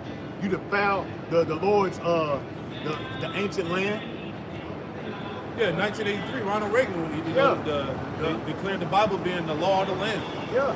But this land doesn't exercise any of the laws in the Bible. Nope. All right, this is a hypocritical nation. Yeah. You know? You blaspheme. You put up Cesare Borgia. You put up a false image. That's what you have done. I think it's in can the brother grab Revelation 13 and 3 or 4 about Bishop? This is the book of Isaiah chapter 59 and verse 14. And judgment is turned away back, and justice standeth afar off. For truth is fallen in the streets, and equity cannot enter. right? Because essentially the earth is in gross darkness. And Esau doesn't uphold the law, statutes, and commandments. Going back to what they push in America, they said that this is a land of in God we trust. But it's ultimately, they ultimately say that, but they're doing the contrary. Right.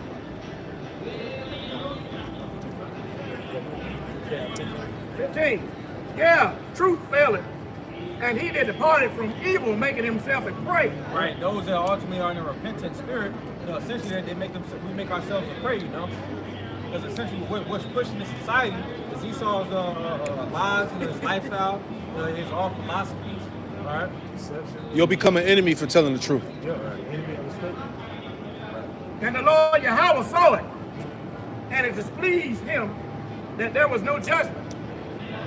And he saw that there was no man.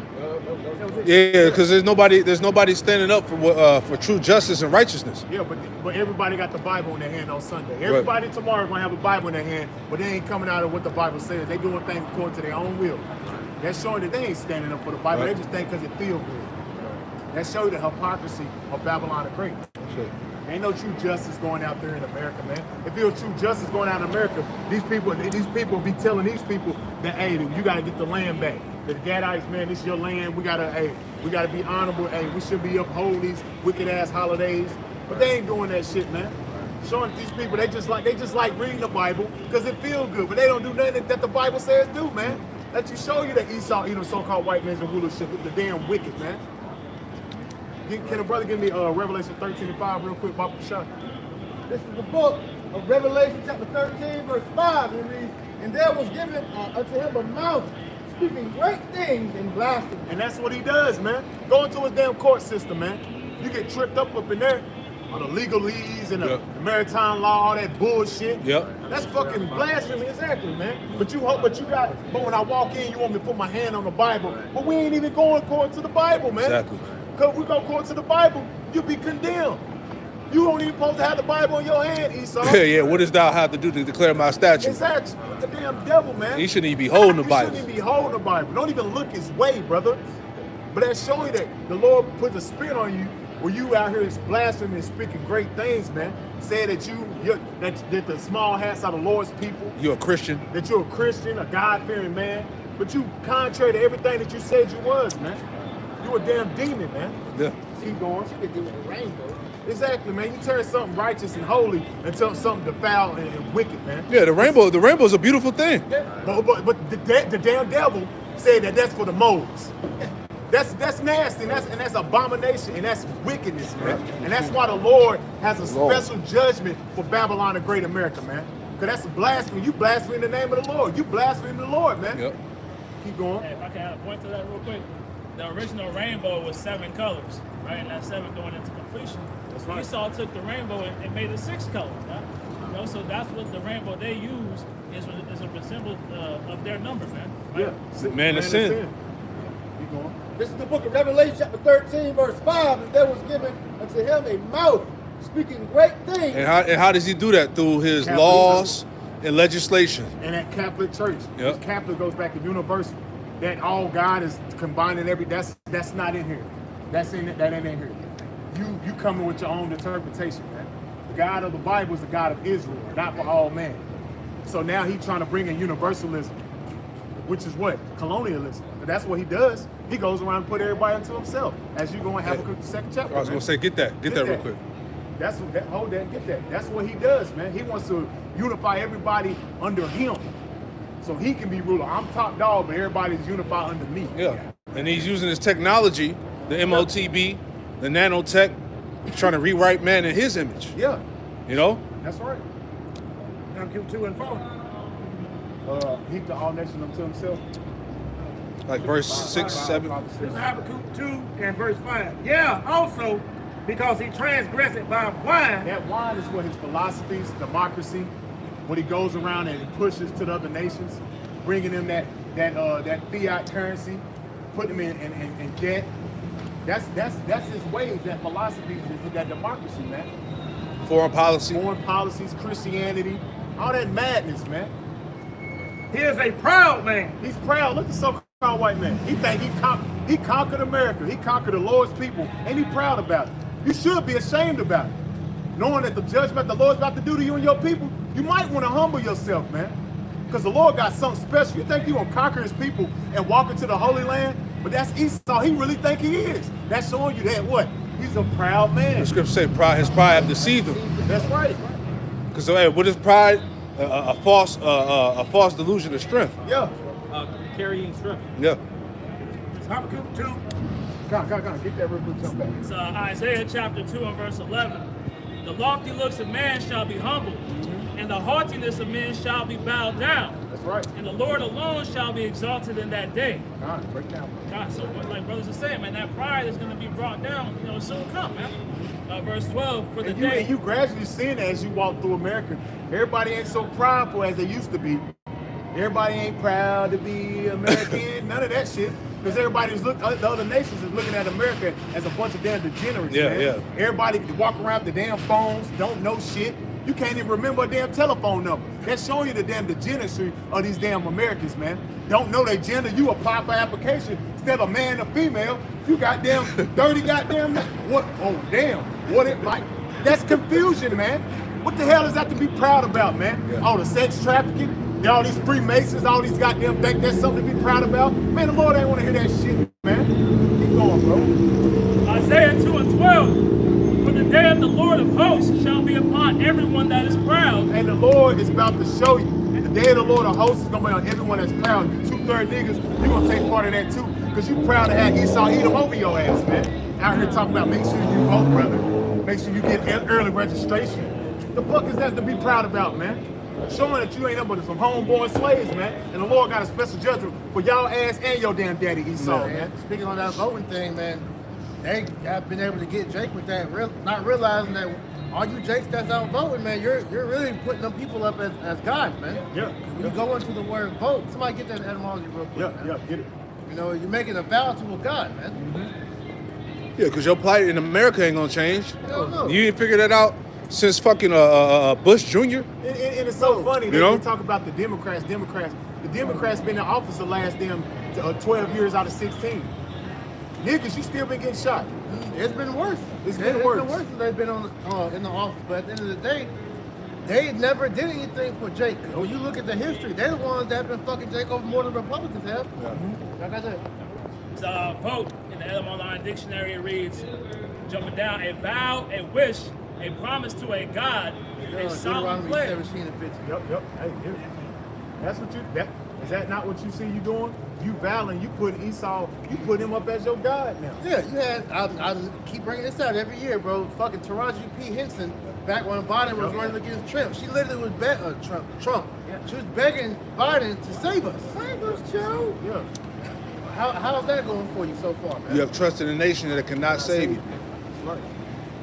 Here's the book of Deuteronomy, chapter 17. I'm going to start at 14. When thou art come unto a land which the Lord Yahweh Bashem Yahushua thy power giveth thee, and shall possess it, and shall dwell therein, and shall say, I will set a king over me, like as all the nations that are above me.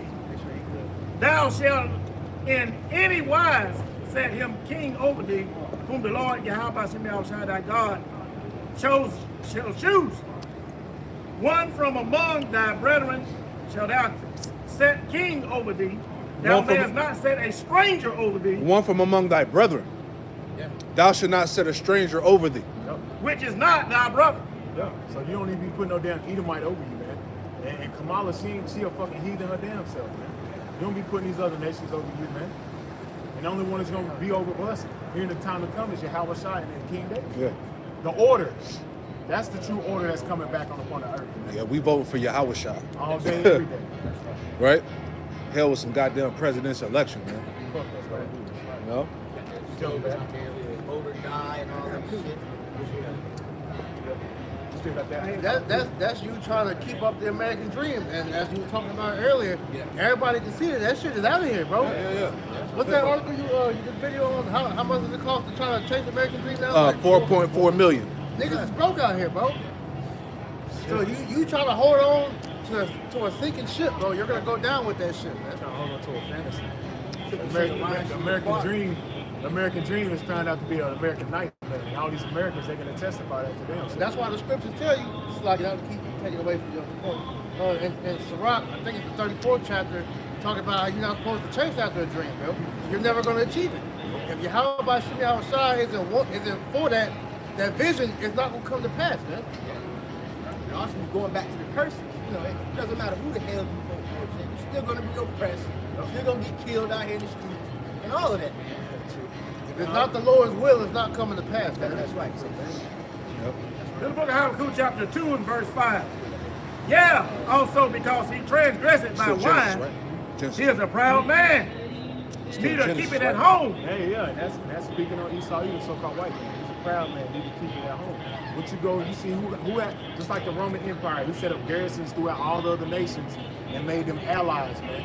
What did you see America doing now? They set up their embassies on all nations and made them allies, man. It's the same thing, man. He went over there and took their lands, took their resources, and set up his democracy and put up his military, man. That's showing you that this is Rome 2.0 all over again. Who enlargeth his desire as hell, and is as death, and cannot be satisfied. And this is why you see Esau Edom's not satisfied with the word he got right now. This is why he wants your soul. This is why he wants to put that Quran in you, the MOTB, Revelation 13 and 16. He's not satisfied at just having the world and being at peace with that. No, he wants your soul, man. Showing you that he's a damn demon. He wants your soul. He wants to be as the Most High. That's the time Esau Edom's on, man. And you, like the brothers pointed out earlier this year, these guys at World Economic Forum, they say we're gods. They already calling themselves gods, man. They even show you that in the movie Hunger Games, man. They're trying to set themselves up as gods on earth, man. But that's nothing new. This went on Egypt, the Babylonians. There's nothing new under the sun. This is the same thing going on now, man. You go with that? But gather unto him all nations, and heapeth unto him all people. Yeah, that's the characteristics of the so-called white man. Everybody, he wants everybody to heap under him to take on his customs, man. And how has that worked out? How has that worked out, man? Taking on the Western culture. Yeah. Looks like death. Looks like death, if we be honest with you. All these why you think all these darker nations want you damn Edomites and you colonials out their damn land, man? Because all you do is bring poison, man. You're a cancer. You are a cancer to the earth, man. Yeah, that's the only thing they had right on that fucking Wakanda. They're calling his ass what was they calling him? Colonizer. That's the only damn thing they had right. Colonial is colonizer the same thing. Yeah. I got a quick one. This is Ezekiel chapter 28 and verse 2.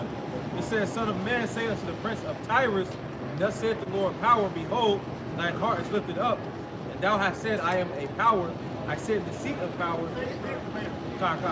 I am a God, I sit in the seat of God, in the midst of the seas, yet thou art a man and not God, though thou set thine heart as the heart of God. Yeah, and that's what Esau Edom doing, man. He's gonna find out he's nothing but a little man. That's what you got to see, man. That's why when the scripture says in Isaiah the 13th chapter, is this the man that made the whole earth tremble? That's what he's gonna find out. You're nothing but a little man that the Most High set up for a period of time to be in a position of rulership, just like any other nation, man. What makes you different? Yeah, that's a wickedness, man. Yeah. All right. Only he now will let it protect it to be taken out of the way.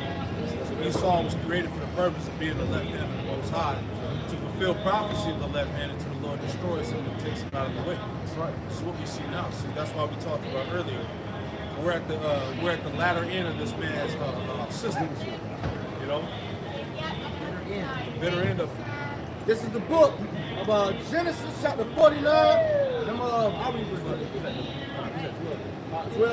This is the book of Genesis chapter 49, verse 12. And it reads, his eyes shall be red with wine, and his teeth white like milk. Right. Chapter 1 and verse 13. The more drink wine, you know. This is the book of Revelation, chapter 1 and verse 13. And in the midst of the 7 candlesticks, one like unto the Son of Man, clothed with the garment. Talks about the description of Yahweh Shai. Clothed with the garment down to the foot. Right. He didn't have a t-shirt on with fringes on. He said he was clothed with a garment, a robe, down to the foot. Go ahead. And a girt about the path with a golden girdle. His head and his hairs was white like wool. Right, pretty much going to the texture of his hair. And when he returns, he's going to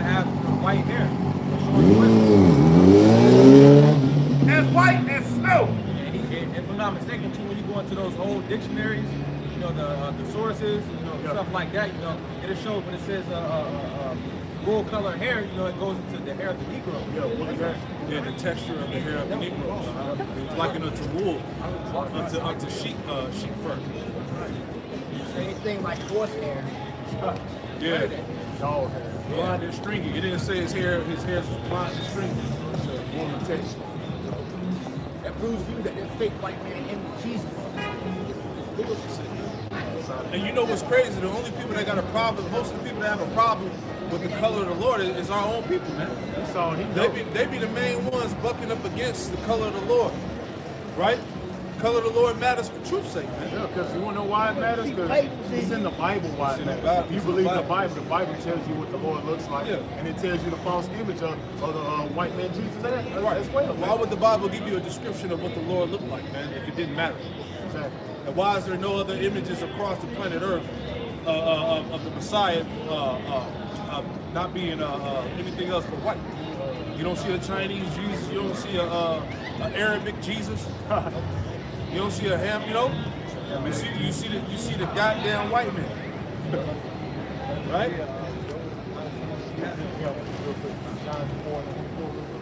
John 4 and verse 24, it says, the Most High is a spirit, and they that worship him must worship him in spirit and in truth. Yeah. Read it again. God. John 4 and 24, the Most High is a spirit, and they that worship him must worship him in spirit and in truth. So if you're going to worship him the Most High, you got to worship him in spirit and truth. If you're going to pick up the Bible, right, you got to worship the Lord in spirit and truth. That's the time we live in the earth, man. That's the era that we're in right now. That the true believers, all right, are coming back to worship the Lord in spirit and truth. And this ain't the truth. He wasn't an Edomite, man. He didn't have so-called white skin, right? So yes, that matters for the sake of truth, regardless of how you niggas feel out there, right? Go ahead. 'Cause, years ago, when we first started teaching as a camp out here, we talking about almost 9-10 years ago, right? Jake was always the main one coming to the camp talking about the color of the Lord don't matter. But if the color don't matter, then how come that image that we had up here is in all the churches around the planet, man? The color don't matter, man. Right? Why are them images all up? Why grandma still got that damn white Jesus in the house? Color didn't matter. Why was Edomite so mad when Planet Report opened the vault? There you go. Today, if you say color don't matter, then it shouldn't matter if he was so-called black, right? No, but it does matter because your whole infrastructure it hinges on that because that image is a form of supremacy. That's it. Because what that does subconsciously to a nation that doesn't look like you is it puts you up as a god, pretty much a god, man. Right. You know? We want to, you know, when we receive from the Lord, you know, we got 5 operations pursuant to Sirach 17, verse 5, if I'm not mistaken, but pretty much we were meant to take in, you know, so what Esau did with that, you know, essentially by changing the color, you know, he understood that essentially he can enslave Jake further, pretty much right back when he pointed. Yeah, that's a form of psychology. He's a master of the mind, man. All right, so that psychology, he's able to wage psychological warfare on our people through imagery. Yeah. And this how you know that the color matter because, like you said, when Vladimir Putin brought out the icons, the images of the icons, and showed the prophets to be black with dark skin, afros, beards, and all of that. And you had Edomites that was burning Bibles, man. They was denouncing Christianity when them images came out. It was like, fuck that. There was a whole compilation. It was a whole bunch of Yeah, videos. fuck the Bible, man. There's a whole trailer full Showing of Bibles. you getting Edomites burned. is nothing but hypocrites, man. Yeah, because You good, man? You good? it don't fit their narrative. Yep. That's it. Job chapter 9, verse 24. It reads, the earth is given into the hands of the wicked. He covered the faces of the judges thereof. He covereth the face. Give me that word for covereth. Right? It said that he covereth the faces of the judges thereof, man. Going back to Yahweh Shai and the prophets, man. All right, he painted them as Edomites. Go ahead. Job chapter 9, verse 24. Earth is given unto the hands of the wicked. He covered the faces of the judges thereof. If not, where? If not, where and who is it? All right. Cover goes. He goes in conceal to hide. Conceal. Why did he hide the images, the true images of the Lord? Why did he burn down the icons? All right. When you get the images back from the Dark Ages, man, why did he get rid of those? Why did he hide those? Yeah. Right. Which that's called what again? Iconoclasm. Iconoclasm. Yeah. Destruction of art. Yeah, because during the time of the Renaissance, going back to what he would call rebirth, the rebirth of the Edomite coming back into power, that was one of the first things they did. Right? They got rid of all the darker images showing the darker images of the prophets, man, of the Messiah. First Maccabees 3:48. And laid open the book of the law, The Bible. wherein the heathen had sought to paint the likeness of their images. Hey, my fault. Nah, I was gonna say, because you didn't see no other nation take the Bible and make the image look unto themselves, man. It was only Esau that did that shit, man. Because as it says in Wisdom of Solomon, Pope Alexander VI, he put up his son to be a god because his son was a damn faggot, and he practiced incest with his sister. But he died at an early age, man. And so he had to pretty much, put him up like that. But that was all prophecy. Hey, Ptolemy sort of did the same thing with his son. That's why you have the images. Really, this goes back to Serapis Christos. You know, and when you go into the history, Serapis Christos and Jesus Christ were interchangeable, right? They were calling on both of those names at that time, man. So this thing is deep, man. You got it back to Genesis. This is the book of Genesis, chapter 49, verse 13. And it reads, Zebulun shall dwell at the haven of the sea. Yeah, and Zebulon would dwell at the haven of the sea, going back to the harbor and the seaport, the Panama, what's it called? The Panama Canal, man. Right? That wasn't made. You would have to essentially travel all the way around, like the Horn of Africa, but South America, that little tip, it'd be like a long time. And they pretty much made the Panama Canal to act as a quick access to the other side of the sea. Yeah, this is what helps with that international trade. Genesis 49:13, Zebulun shall dwell at the haven of the sea, and he shall be for a haven of ships, and his border shall be unto Zidon. Right, which Zebulun is Balawan, and that goes into I believe that's the Ecuadorians, the Hondurians, pretty much going right under Mexico. Could have brother. Yeah. It's a lot. Yeah. You can read it again. This is the book of Genesis 49:13. Zebulun shall dwell at the haven of the sea, and he shall be for a haven of ships, and his border shall be unto Zidon. Right, pretty much going from Guatemala to Panamania, or Panama, excuse me. Panamanians. Yep. Yeah, I have it right here. And then also it said a civilization that actually derived from that was the so-called Mayans. Yep. Did you get that? Mayans, Aztecs, right? The Aztec, that was Issachar. This is the book of Deuteronomy, chapter 33, and verse 18. And of Zebulun, he said, rejoice, Zebulun, in thy going out, and Issachar in thy tents. Right, because pretty much Zebulun and the Issachar, at one point, they pretty much lived together at one point, They showed you that in Apocalypto. Yeah. And that's what really happened. The so-called devil came over here and invaded. That's what happened to the Mayans, the Incas, and the Aztecs. They broke them up and called them these different names. Guatemalans, Panamanians. This is the book of Genesis, chapter 49, verse 14. Issachar is a strong ass crouching down between two burdens.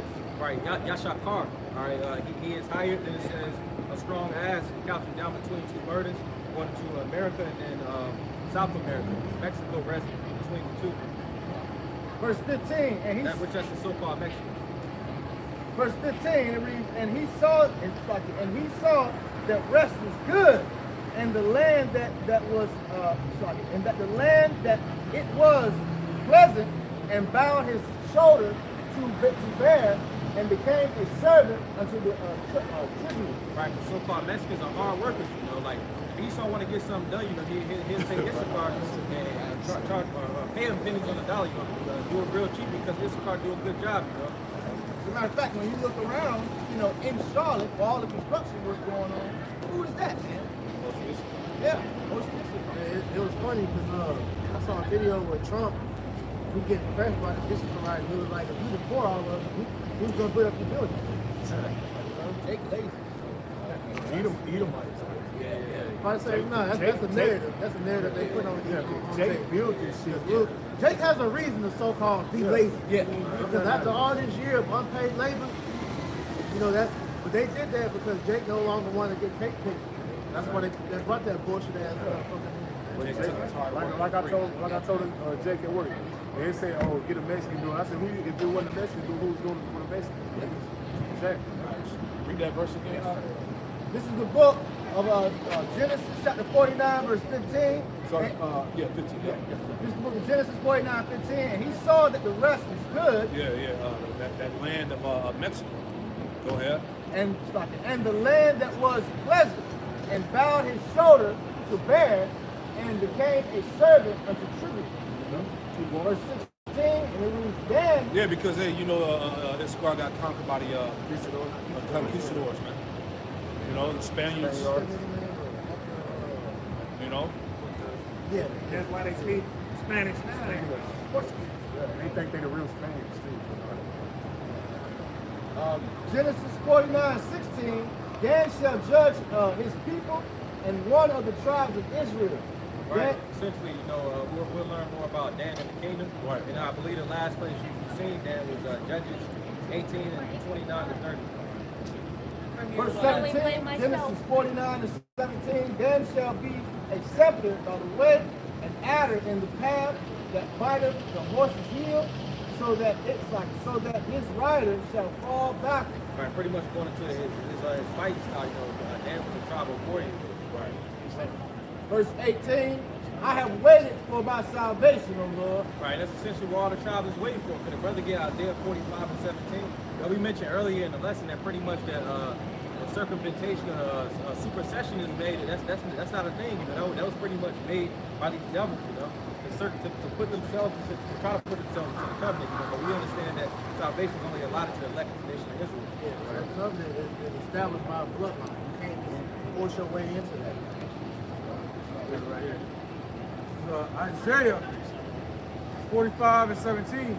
But Israel shall be saved in Yahweh with an everlasting salvation. You shall not be ashamed nor confounded, world without end. Right, so salvation goes to the elect of the nation of Israel. It's basically You know, saying salvation is only allotted to Israel. You know, the covenants, the promises, the adoption, all of that is to the Israelites. World without end. Israelite is the world. The cosmos. That was the cosmos. The kingdom of heaven will be of no end. It's an everlasting kingdom. There's no kingdom of heaven without the kingdom of Israel. That makes no sense. Israel is the kingdom of heaven. That's right. Jeremiah 29:11, land back up that point. For I know the thoughts that I think towards you, saith the Lord. This is the Lord speaking to Israel. It says thoughts of peace and not of evil to give you an expected end. And we know the scriptures talk about how it's the Lord's good pleasure to give us the kingdom of heaven, man. All right, so our destiny is to rule in the kingdom of heaven, man. Like what was saying, these Edomites created supersession to try to take away that expected ending from us to make it to where, you know, we will be slaves unto them forever, man. Yeah, But that wasn't the Lord's destiny for us. Yeah, the concept of replacement theology, Yeah. where the Israelites have voided all the covenants and now they've been replaced by the Christian church. And we know that's bullshit because the Lord had made that covenant saying that as long as you can see the moon, the stars, the sun, Yeah. that's how we know his covenant still stands with Israel, man. And also the scriptures say, I'm the Lord, I change not. Exactly. Therefore, my people shall not be ashamed. Right. You got it, brother. Jeremiah 3 and 23. Truly in vain is salvation hoped for from the hills, Yeah. and from the multitude of mountains. Truly in Yahweh, our power is the salvation of Israel. Right. It says, truly in vain is salvation hope for from the hills means that there's nowhere in hell that you heathen are going to get salvation. because like I said, once you go into the deeper parts of what salvation stands for, it goes into the rulership after this kingdom that we're in right now goes down, man. Because if all nations can be saved, that means that all nations will have a hand in ruling the next one to come, and that's not true. You know, it's only going to be one ruling power. That's the nation of Israel under Yahweh Shai. And the thing we like to ask Edomites, what do you need to be saved from? Exactly. None of you heathen. Y'all are winning. Y'all all being blessed right now, man. Yeah, this is your rulership. Live in scripture. Somebody read Jeremiah 33 real quick, just to add in there. Jeremiah 33 and verse, start at verse 23 and read down to 26. Robert Rashad. Yeah. 26 and read down. Start at 23 and read down to 26. Yes, sir. This is the book, Isaiah 33, starting at verse 22, and it reads, "As the host of heaven cannot be numbered, neither the sand of the sea measured. So will I multiply the seed of David, my servant." And like I mentioned, because salvation stems from the throne of David being established. That's it. That's one thing that you never hear Christians talk about is the throne of David, because that's essential part of the kingdom of heaven. Man. Yeah. And the Lord said King David's throne was an everlasting throne. Yeah. That's a promise that he made to King David. Yeah. He's still going to be king over Israel under Yahweh Shai in the kingdom of heaven. Yeah. Next in line. And when every time they would mention this, they will always line Yahweh Shai with King David. Yeah, because you know Yahweh Shai came out of the womb For David, exactly. It's never lose sleep. Jeremiah 33, verse 22. "As the host of heaven cannot be numbered, neither the sand of the sea measured, so will I multiply the seed of David, my servant, and the Levites that minister unto me. Moreover, the word of the Lord came unto Jeremiah, saying, Considerest thou not what this people have spoken? Right. Saying, the two families which are the Lord have chosen, Yep. he have even cast them off. Yeah, that's what they say in the world. You know, that the two families the Lord have chosen dealing with the northern and southern kingdom. All right? That he has cast them off. And in a sense, that's what this whole universalism, replacement theology, this is what this really goes back to. Them casting away Israel, man. Right? That's why they said the replacement theology. Somebody read that real quick. Somebody just pull it up on Google. Replacement theology, just read it real quick, and then we're going to read that part again. Right?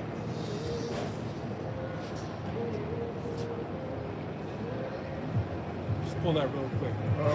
It says replacement theology is also known as a supersessionism. Is a Christian. It says replacement theology is also known as supersessionism. Is a Christian doctrine that states that Christian church has replaced the Jewish people as God's covenant people. See, where's that in the Bible? All right? That's not biblically sound. That the Christian church have replaced the Jewish people, the God's chosen people. Right?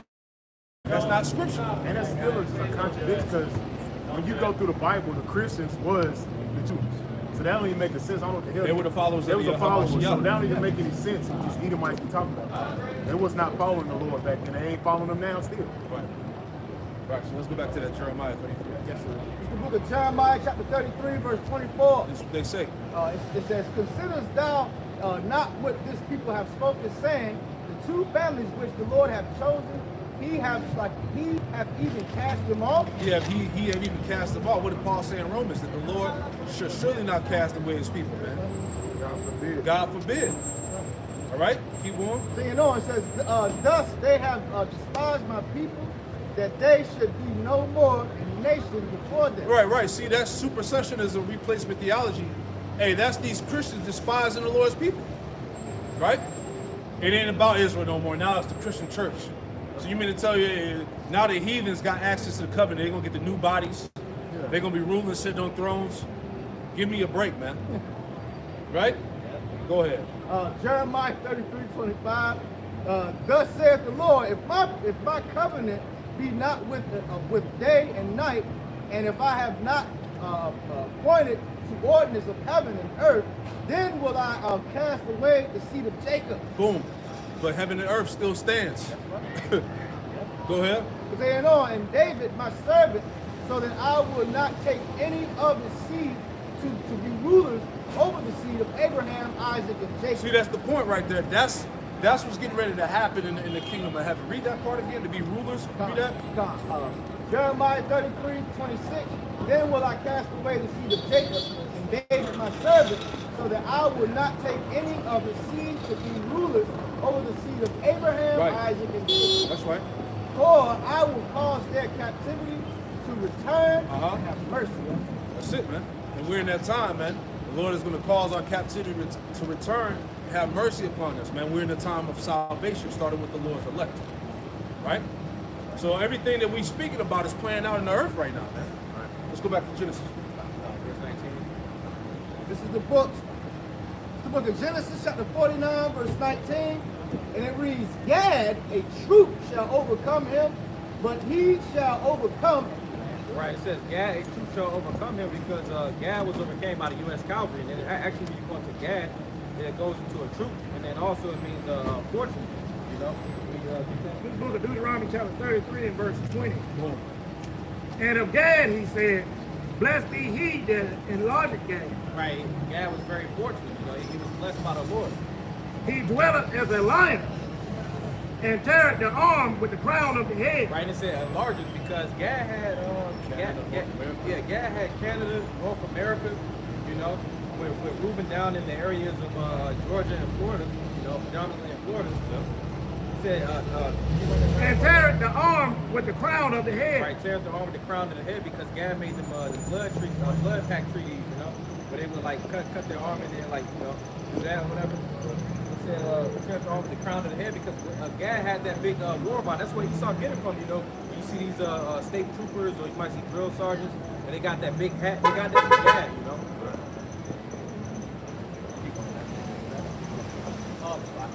This is the book of Genesis, chapter 49, verse 19. Gad, a troop shall overcome him, but he shall overcome at the last. Verse 20. Out of Asher his bread shall be fat.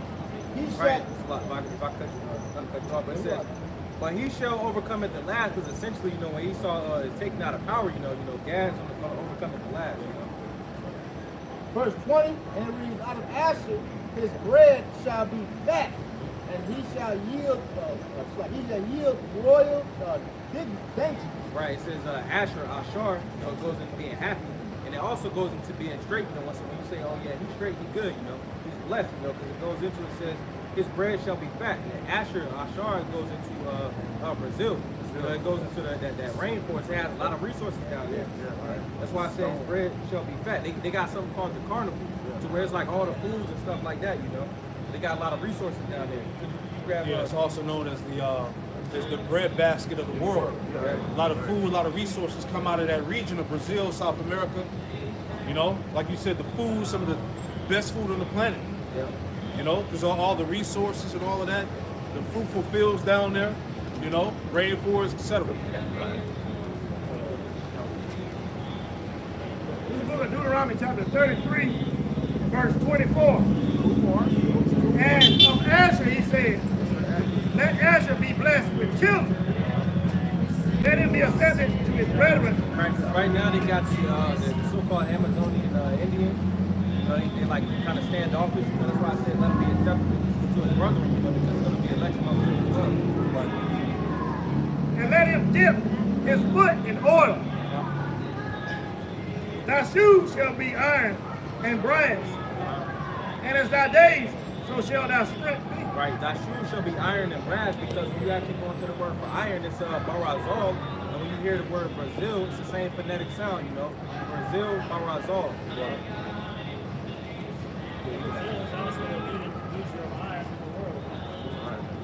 Isn't that also known as the land of Ophir?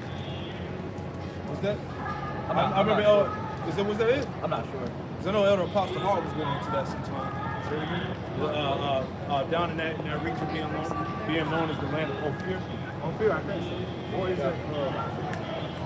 Somebody can pull it up. I mean, Was it Canada? There's countless stories of historians out there that actually go to South America. Right. You know, and they mine a lot of it. Yeah. A lot of resources, great resources. Yeah. But also it said Asher, that goes from Colombia to Brazil. To Uruguay.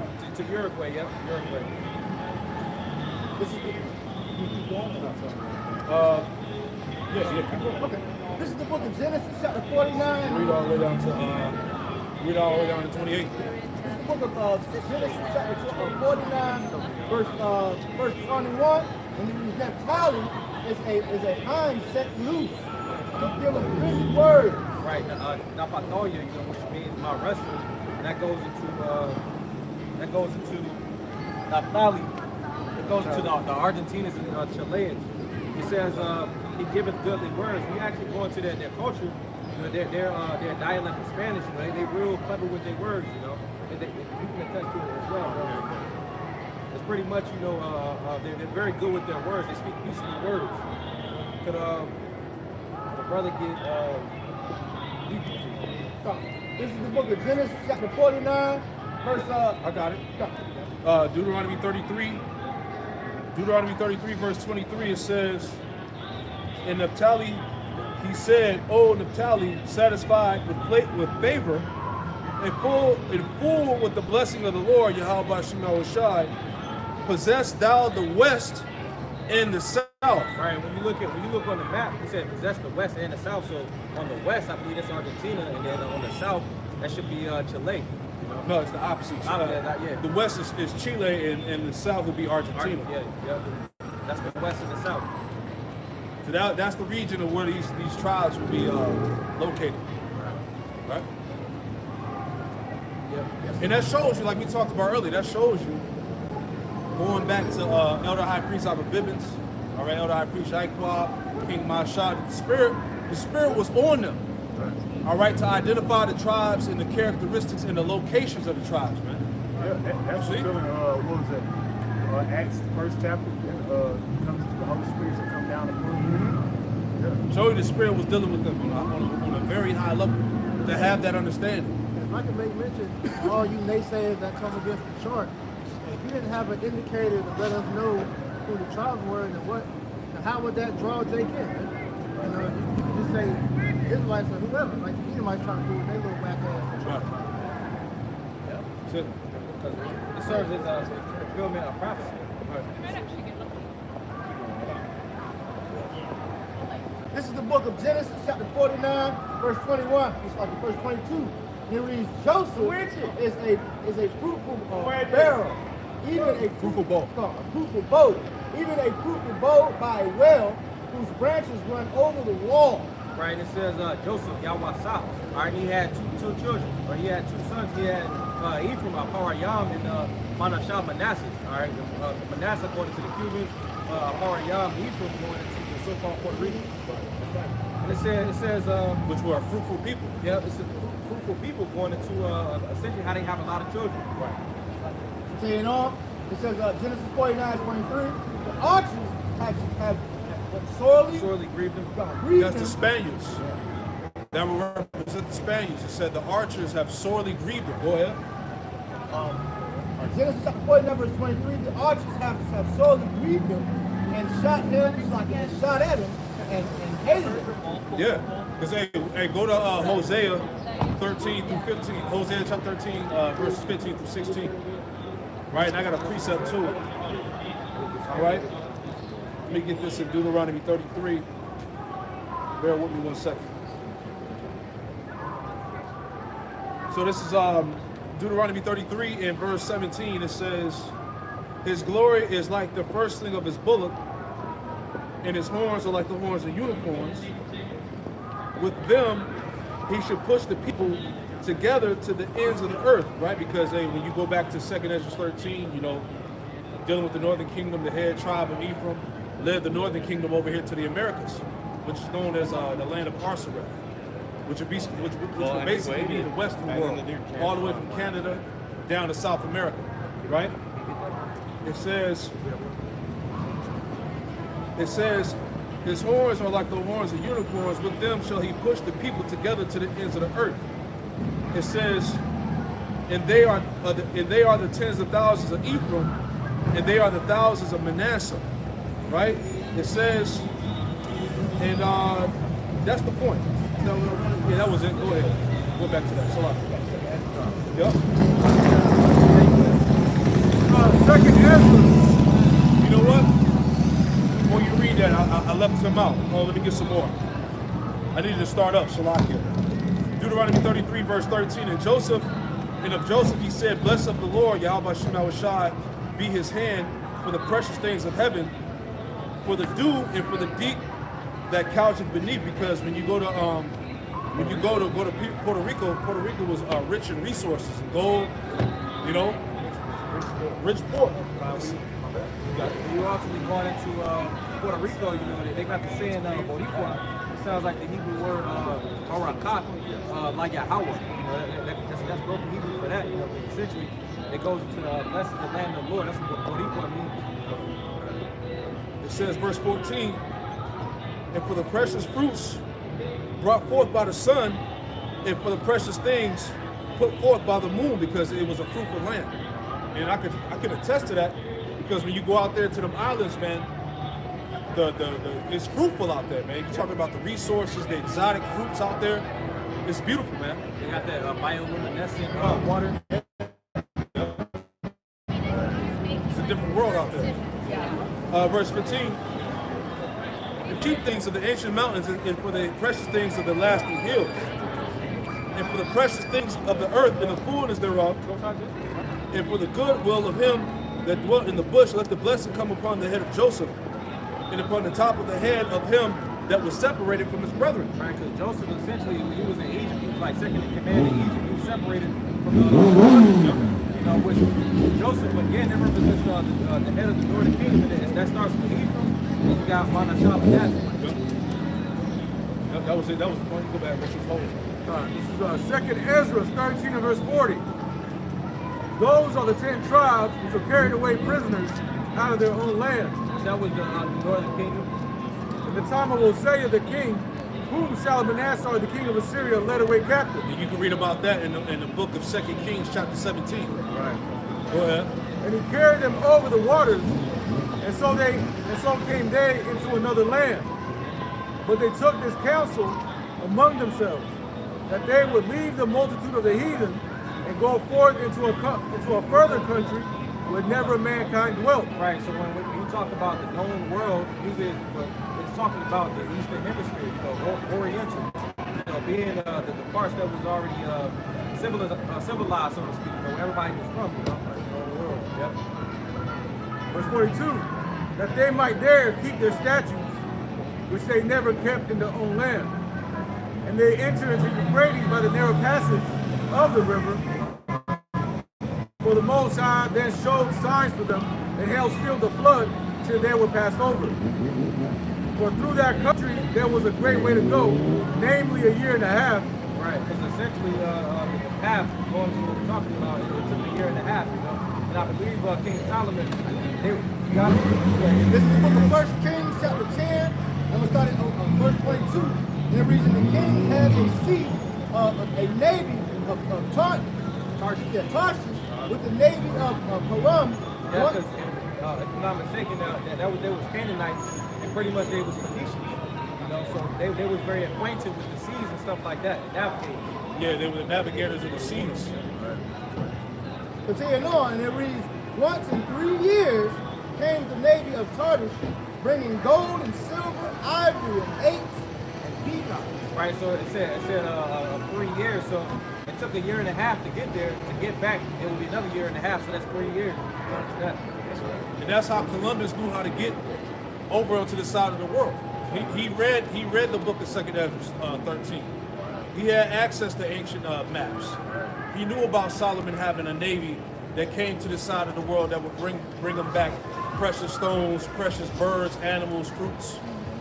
Right? He had knowledge of that, man. So he didn't stumble upon the new world on accident, man. Right? Because when Columbus came over here, how come he had Hebrew interpreters on the ships with him? Yeah. Because he knew that the Hebrews were over here, man. See? Yeah, even in that movie, 1942, 1492. 1492, you know, he even mentions Ezra in there. It's showing you that, hey, he went to the scriptures, he done the research, and he figured it out. Yeah. I want to say that the guy that actually came over here with him, that spoke Hebrew, his name was Territorial. Verse 45, for through that country there was a great way to go, namely a year and a half, and the same region is called Arsaret. Right. Aratazah Achawa. All right. It says Arsaret. You hear the Arsa part, and the Aratazah, which means another land. You know, talking about America, the Americans. Canada down in South America. All right, Canada, North America, Mexico, Central America, South America. All right, this whole side of the world. Pretty much again going into the Northern Kingdom. You know? Coming back, this is the book of Genesis, chapter 49, verse 24. And it reads, but his bow abode in strength, and the arms of his hands were made strong by the hands of the mighty power, by mighty power, and Jacob. Right. It says by the mighty power of Jacob. Going back to verse 23 to the Spanish conquistadors, they came in trying to wipe out the so-called Taínos, but they wasn't able to. You know, the Lord allowed them to their seed to be retained. You know? He preserved the seed. He preserved Ephraim. Yep. Saying on, and it reads from thence is the shepherd, the stone of Israel.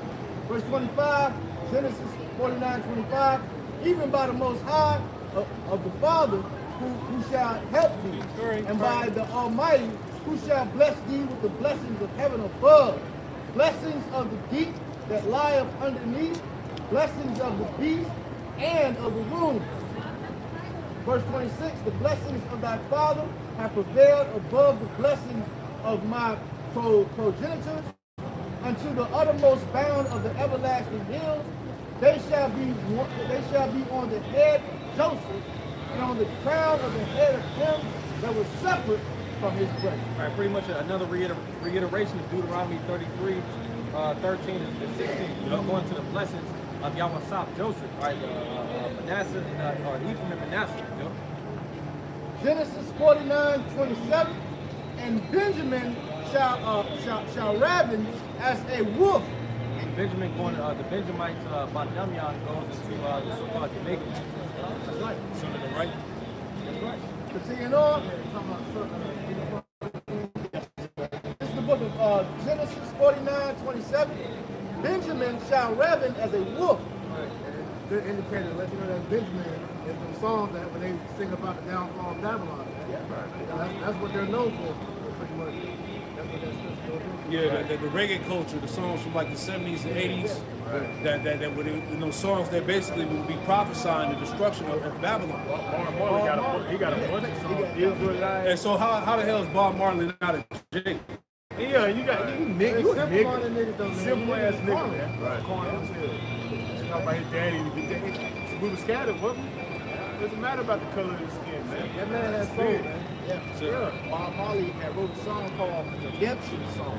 You know, pretty much because Israel is going to be redeemed, man. It's a bunch of different reggae. Their reggae music from the 70s and 80s is hardcore. I tried to play it at work one day and he kept Zion. I had to turn it down. I was like, Bob Marley, what's my other guy name? Levi, Gregory Isaac, and there's another one. Peter Tosh, yep, Peter Tosh. And one more I can't think of right now. But it's a bunch of artists. It's a song, I believe it's called the Sons of 12 or something like that, but they got a song going into the 12 tribes of Israel. Benjamin, them Jamaicans, they know. Yeah, even Bob Marley's sons. Ziggy and all them. Yeah. even Eddie Murphy was wicked. Right. Yeah, Eddie Murphy, he got a song called Jaja. Yep. Sam Babylon. Right. Now, whenever you go into that raven, right, when it says raven as a wolf, you know, a wolf, whenever it goes to its prey, it starts to howl before it goes to eat its prey. Once it gets its prey, you know, it devours. But the same way Benjamin is singing up these songs over there howling, man. And then it's about to devour Esau. That's right. Yeah. With the spirit. That's right. Could you get Deuteronomy 33 and 12 and you come over? This is the book of Hosea 1 and 10, after you read all that. Yet the number of the children of Israel shall be as the sand of the sea, which cannot be measured nor numbered.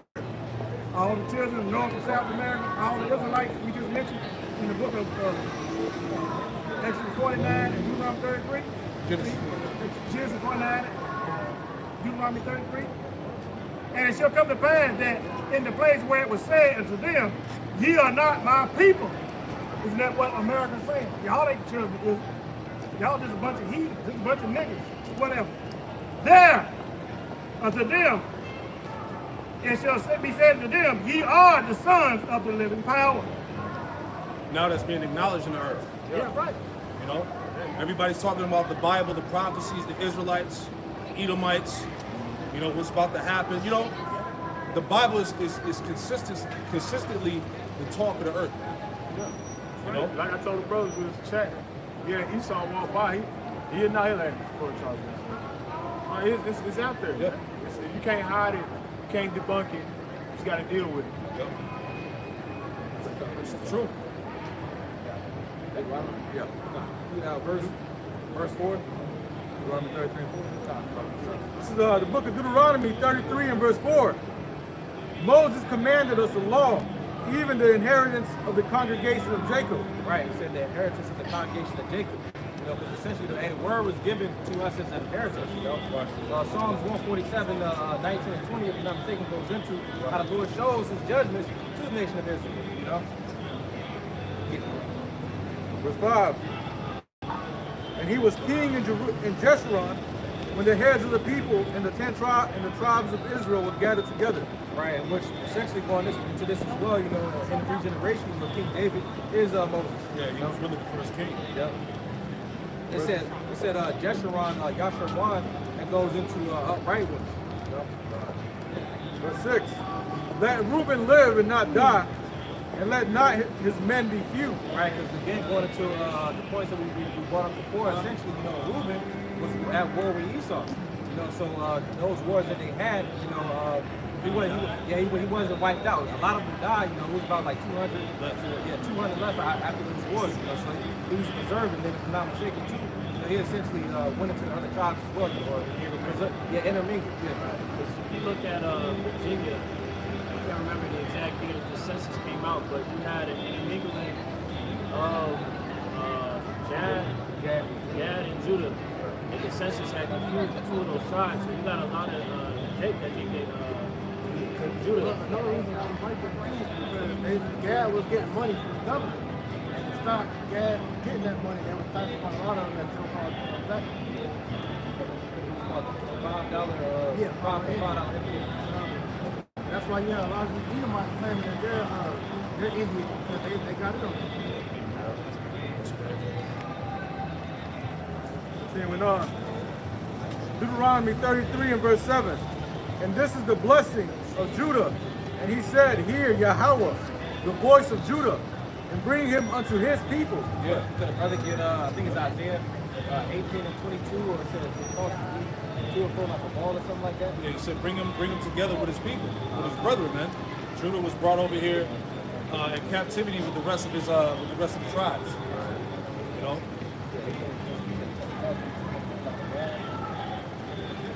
You have to put it in the search. Yeah, 22:18. That's a good one. Isaiah chapter 22 and verse 18. Isaiah 22 and verse 17. Behold, Yahweh will carry thee away with a mighty captivity, and will surely cover thee. He will surely violently turn and toss thee like a ball into a large country. Right, talking about on those ships, you know, going over in the transatlantic slave trade, which that large country is talking about America. It's because it says, Deuteronomy 33 and 7, it says, and he said, hear, Lord, the voice of Judah, and bring him unto his people.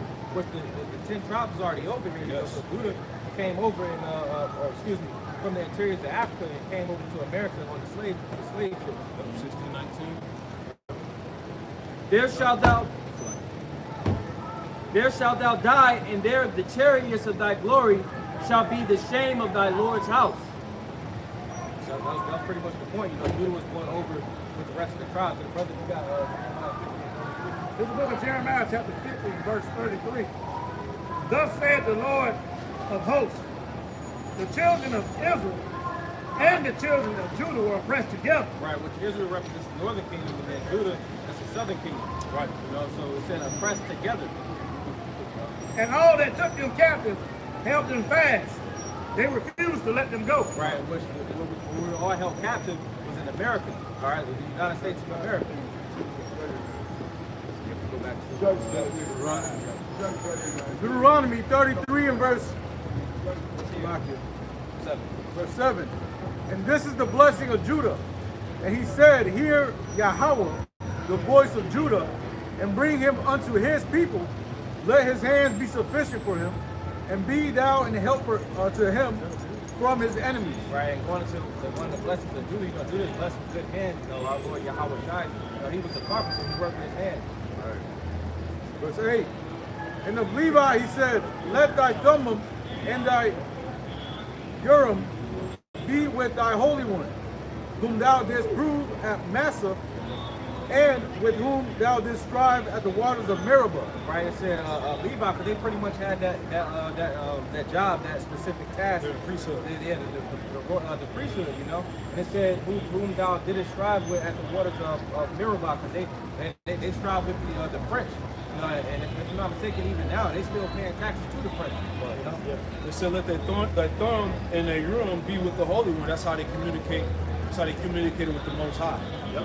All right, through that device. You know. Aren't they paying reparations for that? Yeah.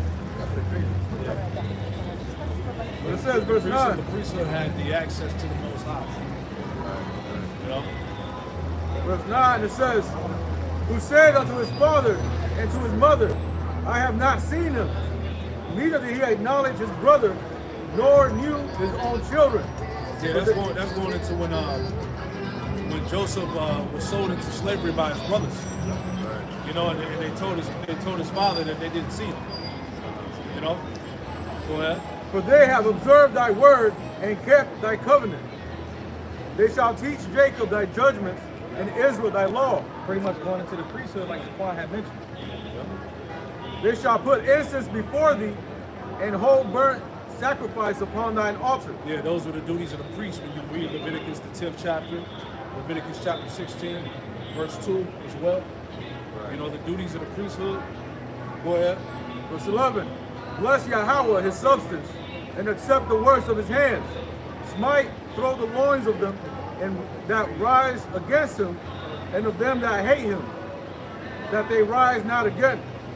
Yeah, the French was it the French Revolution, the Haitian Revolution, right? What's my man's name that was leading it? How you pronounce his name? Toussaint Lover. How you say his last name? It starts with an L. I can't pronounce it. Like the three Toussaint. Yeah, something like that. The guy that led the Haitian Revolution against the French. Yeah, his last name starts with an L. Louverture. Yeah, there you go. There he is. Go ahead. Verse 12. And of Benjamin he said, the beloved of Yahweh shall dwell in safety by him, and Yahweh shall cover him all the day long, and he shall dwell between his shoulders. Yeah, Right. go ahead. Nah, Benjamin pretty much had a special relationship with the Lord, and then also it says the beloved of the Lord shall dwell in safety by him, and the Lord shall cover him all the day long, and he shall dwell between his shoulders. When you look at like how the lands was divvied up and everything, like Benjamin was right in the middle, you know, being protected by all the tribes. You know. Benjamin being the youngest of the siblings, it's like the older brother's protecting that younger brother. Right? So through the spirit, that's how it all played out. Verse 13. And of Joseph he said, blessed of Yahweh be his land. Right, pretty much going into Puerto Rico. For the precious things of heaven, for the dew, and for the deep that couches beneath, and for the precious fruits brought forth by the sun, Yep. and for the precious things put forth by the moon. Right, going into they got the water, the bioluminescent. When you put a lum in the word, it pretty much goes into the light, or like pretty much going to the moon. But the bioluminescent waters. Verse 15. Yep. Resources, all that. Right. And for the chief things of the ancient mountains, and for the precious things of the lasting hills, and for the precious things of the earth and fullness thereof, and for the good will of him that dwelt in the bush. Let the blessing come upon the head of Joseph, and upon the top of the head of him that was separate from his brethren. So again, Joseph was separated from the rest of his brothers. Right. In Egypt. Verse 17.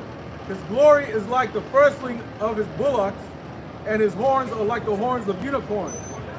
With them he pushed the people together to the ends of the earth, and they are the 10,000s of Ephraim, and they are the thousands of Manasseh. Right, which Ephraim again goes into I am fruitful. You know, Ephraim has a lot of children, very fruitful. Then it says Manasseh, Manasseh, that goes into made to be forgotten, because when they pretty much were blessed, you know, our forefather Jacob, you know, he switched his hands like that, you know, and blessed Ephraim on the which was on the left, and then Manasseh was on the right hand side.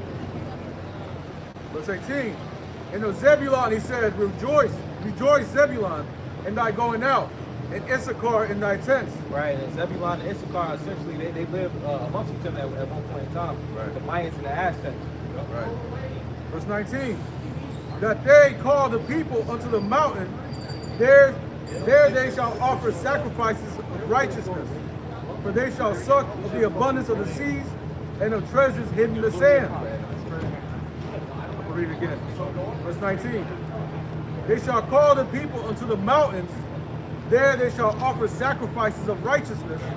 Because when you go into that, there was actually Issachar, you know, being taught by the Jews how to do that proper sacrifice. Apostle Hart went into that, saying that there were Jews back in small hats that taught Issachar how to do those ritual sacrifices at that time, or whenever they came over.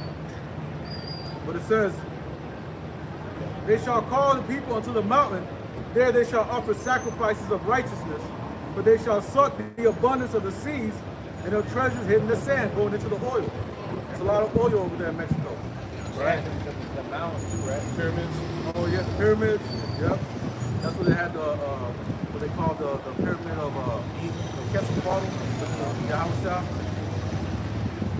But continuing on, verse 20. And of Gad he said, blessed be he that enlarged Gad. He dwelleth as a lion, and teareth the arm with the crown of the head. According to the pacts and agreements that Gad had made, tear the arm, the crown of the head. Again, going to that war bond. Right. And he provided the first part for himself, because there in a portion of the lawgiver was he seated.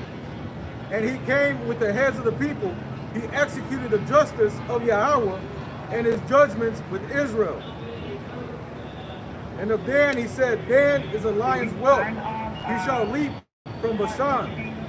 And of Naphtali he said, O Naphtali, satisfied with favor and full of the blessing of Yahweh, possess thou the west and the south. Right, again, going to Chile and Argentina, with Chile being on the western border of South America. Then you had Chile at the bottom. That was right. Argentina at the bottom. Argentina at the bottom, my bad. Argentina at the bottom. Chile at the west. Essentially going to how they're geographically positioned. Right. Verse 24. And of Asher he said, let Asher be blessed with children. Let him be acceptable to his brethren, and let him dip his foot in oil. Right, because all that land in Brazil, or from Colombia to Uruguay, all that is like a very fertile land, you know. Yeah, lots of oil and resources down there, man. Yep. Right. You know, you got it. Verse 25. Thy shoes shall be iron and brass, and as thy days, so shall thy strength be. Right, Brazil, Marazal, iron, they have very rich iron in that specific region of the earth. You know? Yeah, a brother brought it out. He said some of the history says Brazil is the second largest exporter in iron, and this is back in 2021. Verse 26. There is none like unto the Most High of Jeshurun, who rideth upon the heaven in thy help, and in his excellency on the sky. The eternal power is thy refuge, and underneath are the everlasting arms. And he shall thrust out the enemies from before thee, and shall destroy them. Israel then shall dwell in safety alone. Hold on. It said Israel then should dwell in safety alone, showing you that, hey, them people ain't it. Right. Them people over there in the Holy Land ain't it, man. Right. There's all types of wars in the Middle East right now, man. Bombings and shit. They said when Israel, the true Israelites were in power, they should dwell in safety alone. So it's not adding up. You got it, Doc? The fountain of Jacob shall be upon a land of corn and wine. Right. Also his heaven shall drop down dew. Right, because essentially, the scripture talk about a land flowing with milk and honey. Essentially, that's what we're going to get in the kingdom, It said corn and wine. It's essentially going into a very fertile land. Yeah, precept, bro? Nah, work. This is the book of Genesis, chapter 15, verse 13. And it reads, and he said unto Abram, know of a surety that It goes into the Holy Land. Might be, Hey, it's a spirit that y'all saying that because right over there they got the protests over what's happening over there in the Middle East. You know? Because them small hats, man, they're inciting that tension in that region, man. The Economist posted an article that said 2024 is the year that broke the Middle East. Yeah. You know? Yep. War's on the way. Yup. this is the book of Genesis, chapter 15, verse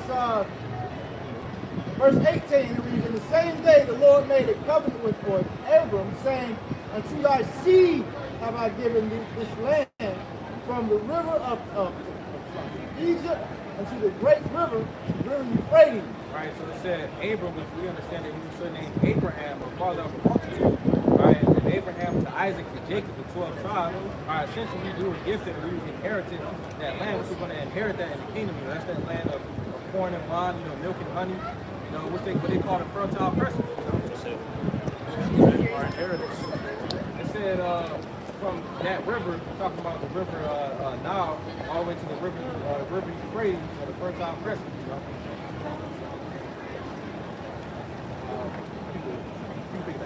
Yeah, that land is tied back to the covenant, man. We're going to inherit that, man. You know? This is Deuteronomy 33 and verse 29. Happy art thou, O Israel, who is like unto thee, O people, saved by Yahweh, the shield of thy help, and who is the sword of thy excellency. And thine enemies shall be found liars unto thee, and thou shalt tread upon their high places. Right, Esau even is being made a liar, as we speak. He's being exposed. The Lord is bringing down, as he's bringing Esau down, he's bringing us up. It's that transition period, It's being exposed, being found out, man. The Edomite has been found out pursuant to Jeremiah 49. Jeremiah, give me that one. Jeremiah 49 and 10. This is why they losing sleep, man. This is Jeremiah chapter 49 and verse 10. That's right. But I have made Esau bare. But I have made Esau bare. Vocab. Go ahead. I have uncovered his secret places. See, the Lord has uncovered all your secret places. Remember, secrecy at one point was his power. But by the truth going out, his secret, his lies, his hidden things have been brought to light. Go ahead, Al. And he shall not be able to hide himself. He can't hide himself no more, man. You ain't the Jew. You're not a Christian. You ain't white. All right? You're not a European. You ain't God's chosen people, man. You are the wicked. You are the Edomite. All right? Go ahead. His seed is spoiled, and his brethren and his neighbors, and he is not. He is not, man, because we're coming into the end of the Edomite infrastructure, power structure that dominates the planet Earth. Right? We're coming to the end of that, man. See that? Go ahead. That's it on that one. That's it? All right. Revelation 12 and 12. Therefore, rejoice ye heavens, and ye that dwell in them. Woe unto the inhabitants of the earth and of the sea. For the devil, so called white, has come down on you having great wrath, because he knoweth he had but a short time. Yep. It's a wrap. This is why, hey, they got the laws and decrees for them to pretty much gun down American citizens. Right? You can't speak about the JOOs. They're getting ready to press the issue with the MOTB. The economy is about to crash. Various different things, man. Famine of the word, martial law. total lockdown of America. All these things are on deck, man. Civil war, all right, a lack of bread and resources, right? So he's getting ready to come down with that great wrath because ultimately, what that inquisition has been made against him. There's been a thorough investigation against the biblical Edomite, man, and he's being found out on all fronts, man. His rituals, his enchantments, his witchcraft, the things that he does in secret. All right, the inner workings of Hollywood and the government is all being exposed. We are at the end of the trial. That's it. We're ready to come down to the next stage, sentencing. That's it. He's going to receive his verdict, and then he's going to receive his sentence and get judged. That's right. And that's what's going to happen when the true judge comes back. Yahweh Ba'ashim Yahushua, man. All right? Man, may I get something? This is Deuteronomy chapter 19, verse 16 in the NLT. It says, if a malicious witness comes forward and accuses someone of a crime, then both the accuser and the accused must appear before the Lord by coming to the priests and judges in office at that time. Two witnesses. Yep. And he a malicious witness. He's the false accuser. The scriptures speak about the accuser of our brethren is cast down. That's it. You know? So Lamentations chapter 4, and verse 21 in the NLT. Are you rejoicing in the land of Uz, O people of Edom? But you too must drink from the cup of the Lord's anger. You too will be stripped naked in your drunkenness. This is what we're seeing take place, right? That them being exposed to all their various misdeeds and sins. Right? It says, verse 22, O Jerusalem, O beautiful Jerusalem, your punishment will end. So we're seeing the end of our punishment taking place as we speak, man. And it started with this wisdom, knowledge, and understanding coming into the earth. It says, you will soon return from exile, right? So being brought back to the Heavenly Father through His Son, and eventually be brought back to the Holy Land. But Edom, your punishment is just beginning. You soon your many sins will be exposed. So we're watching the beginning of this devil's downfall, man. Right? And it's going to be beautiful, man. The scriptures talk about how He will burst our bands. That word burst is exclamatory, man, which means it's going to happen with great violence. So this is what we're about to see, you know, as the year, hopefully, as this year comes to a close.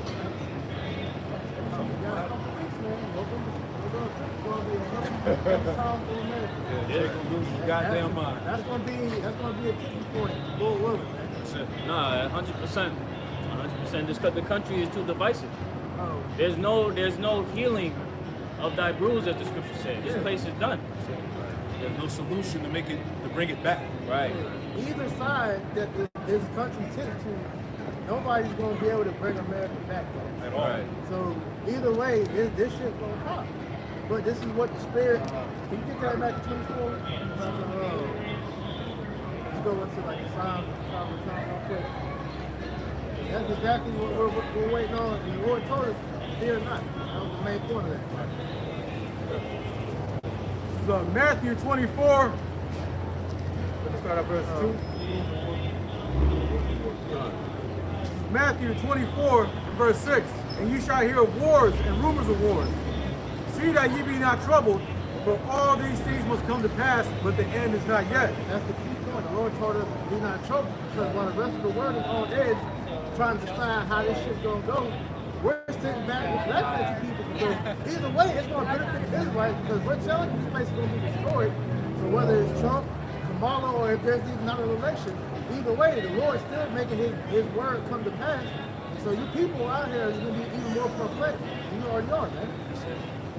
Yep, more sorrows, more of a financial squeeze. You know, things are going to get harder, man. Inflation is going to get higher. Things are going to get more expensive. There's going to be more people not being able to pay their mortgages and rent and bills. Right. See? The main thing that the people are looking for is answers. And either one of them niggas got them. Right. The only one that truly got the answers is the prophet. You know? This is why you Jakes out here that know of the truth, it's time to stop playing, man. Okay. Because don't wait for Jacob Silver to pop off when you start getting serious, man.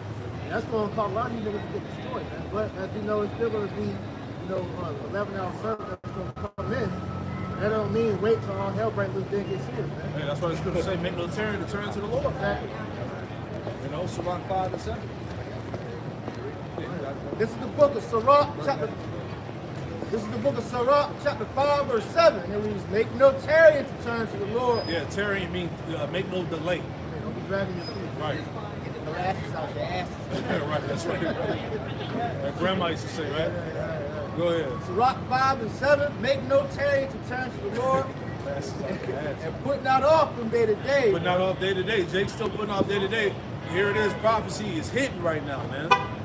All right? The prophecies are speaking loud and clear. Right. Right? It's like, man, how can you still have hope that this shit is gonna get better, bro? Like, look at all the problems that just continue to grow here, bro. Yeah. That should be an indicator for you Jakes out here that feel like something's wrong. Get right. Like that Jake. Ain't about time to admit that Hebrew Israelites are right. Yeah. Yes, nigga, it is. Sirach 5 and 7. Make no tarrying to turn to the Lord. And put not off from day to day. For suddenly shall the wrath of the Lord come forth.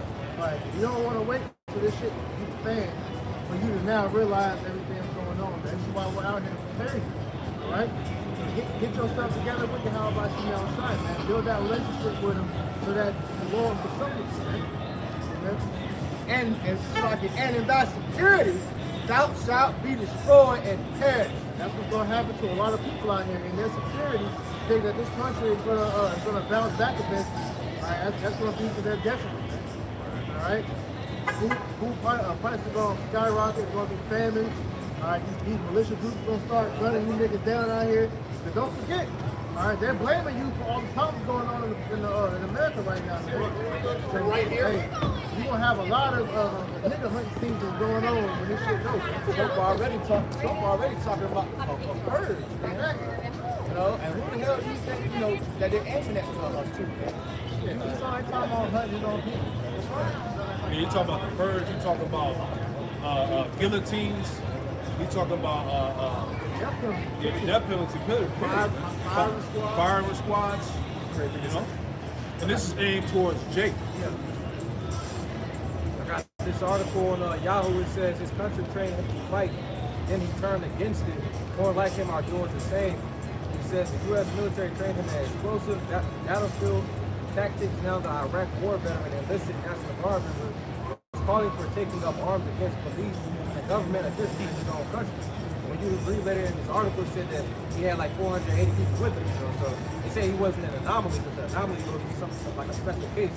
So basically, they're just saying like everybody that like served is in that spirit. You know? Yeah, because that whole group of war vets that came out of that Iraq war, they are very angry about how America pretty much just used them as pawns. Like that was the first group of military personnel that really said, nah, fuck this. Because they saw it in real time. They got the documents, they got the videos, they got the internet blogs. And they got the personal counsel that were over there. Yeah. They realized that whole time they was over there, it was all a lie. Yeah. You know? A lot of them that have they talk about how they went over there to where they got weapons and mass destruction. Right. Went over there and bombed 12 hours worth of shit. Right. Yeah, a lot of them are there. Yeah, they left all the weapons over there. Right. All them American weapons and shit. Right. Countless of lives lost. But nothing. For nothing. And that's always been the thing with the military. That's why that one president, I forget his name, he likens you soldiers to dumb dogs, man. That's why they give y'all dog tags. Yeah, also they call army specifically has a range of body bags. Wow. Yeah, you niggas know what you should put in. Yeah, the military crash out. The Marines call them jarheads. Yeah. It's pretty much empty. That's crazy. Everything is turning on Esau's head, man. Yeah, like the reason why the migrants are over here was because of Esau destroying them countries. So now the Americans are starting to wake up and realize Esau's done that here. Because for all this shit that's going on with these hurricanes and different natural disasters, you're sending all this money to Ukraine and fucking Israel, and they're like, well, what about us? You're giving money to migrants to goddamn buy houses, get cars and all this shit, and these niggas got a measly $750 for their fucking house getting wiped away. And they gotta pay that back. That's a loan. Wow. That's what it just came out with that $750 that was provided by FEMA. That's a loan. They got to pay that shit Yeah, back. this is Esau fine. is wicked, man. It's fine print. Yeah. You know. Then the migrants, they're already talking about the migrants that they let over here. They're gonna be able to to vote, and they're gonna use the migrants to sway the vote. You see what I'm saying? So that's causing more polarization amongst America, the division and shit like that. Yeah, too. because it's gonna be. I was listening to Elders and Downs last night. They really ready to go at Northern Kingdom, man. Northern Kingdom is the spirit because every time the Lord brings judgment, Northern Kingdom they get it first, man. Then it goes to Judah, Southern Kingdom. You know? That's true. Jake, Though. buckle up, man. That's true though, because even on my side of the family, they're talking about both from Mama. I'm just like, God damn, bro. Hey, ask her what her policies are. See what they Oh, say. they'll know. They They don't know. And they groomed her real good too, like Obama, man. They got her with the antics, Laughing the and media shit. training. You know, she acting just like a black woman. All southern and This time while she cooking collard greens in the tub. Come on, man. Niggas wasn't even doing You know, I that. chopped my garlic. They asked that bitch, they said, who was you listening to in college? He said Tupac. That bitch said Tupac. Bitch, you went to college in the 80s. He was dead. And they asked her to name a song. She couldn't name a song, bro. It don't take much for Jake, bro. It's just put some heart from the big person black, man. Nigga play the saxophone here, Jake. Whatever, bro. Now let's say, how long will you simply want to stay simple? Right. That guy Clinton, I think first black president. Yeah, Paul Mooney made that stupid ass statement talking about he's black, he's first black president, man. But that's just going to show you, Jake, what's simple. They might have her in a damn fucking hair bonnet or some shit, like Hadid Her next campaign, I believe she's going to have, that was one. some hair rolls and that shit. It was a Hard on the phone with a nigga, like, With some long ass nails and some shit.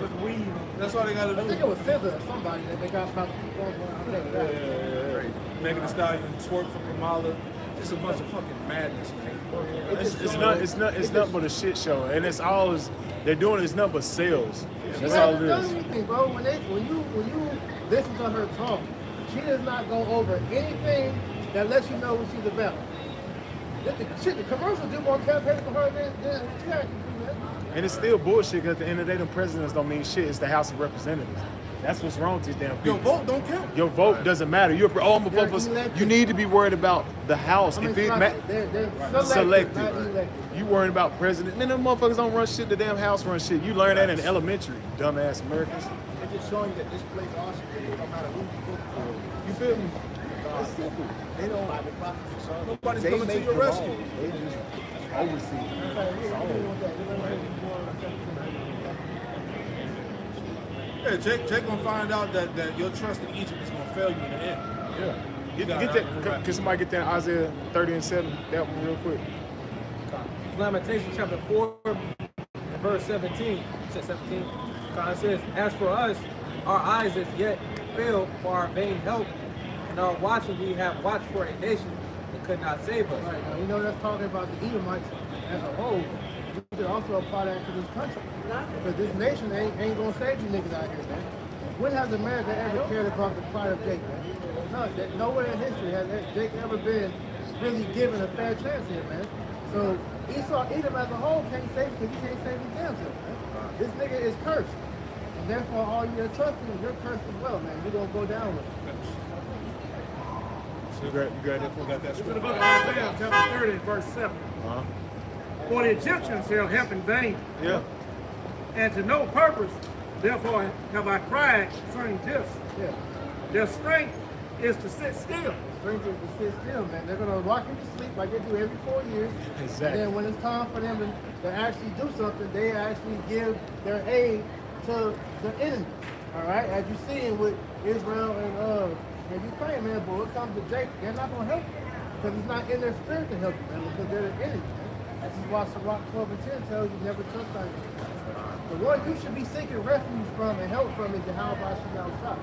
And until you, Jake, realize that it's going to be a continuous cycle of fruit. Stop. Hey, with that, and we pray the camp was edifying. We close it out by giving all praise, honor, and glory to the Hey, double honors to the apostles and elders and great millstones who taught us the truth. Double salutations to all you Akim out there laboring in the house of David, the elect, is pushing his word with all truth, righteousness, and sincerity. Shalom to you, brothers. Shalom. To the elect.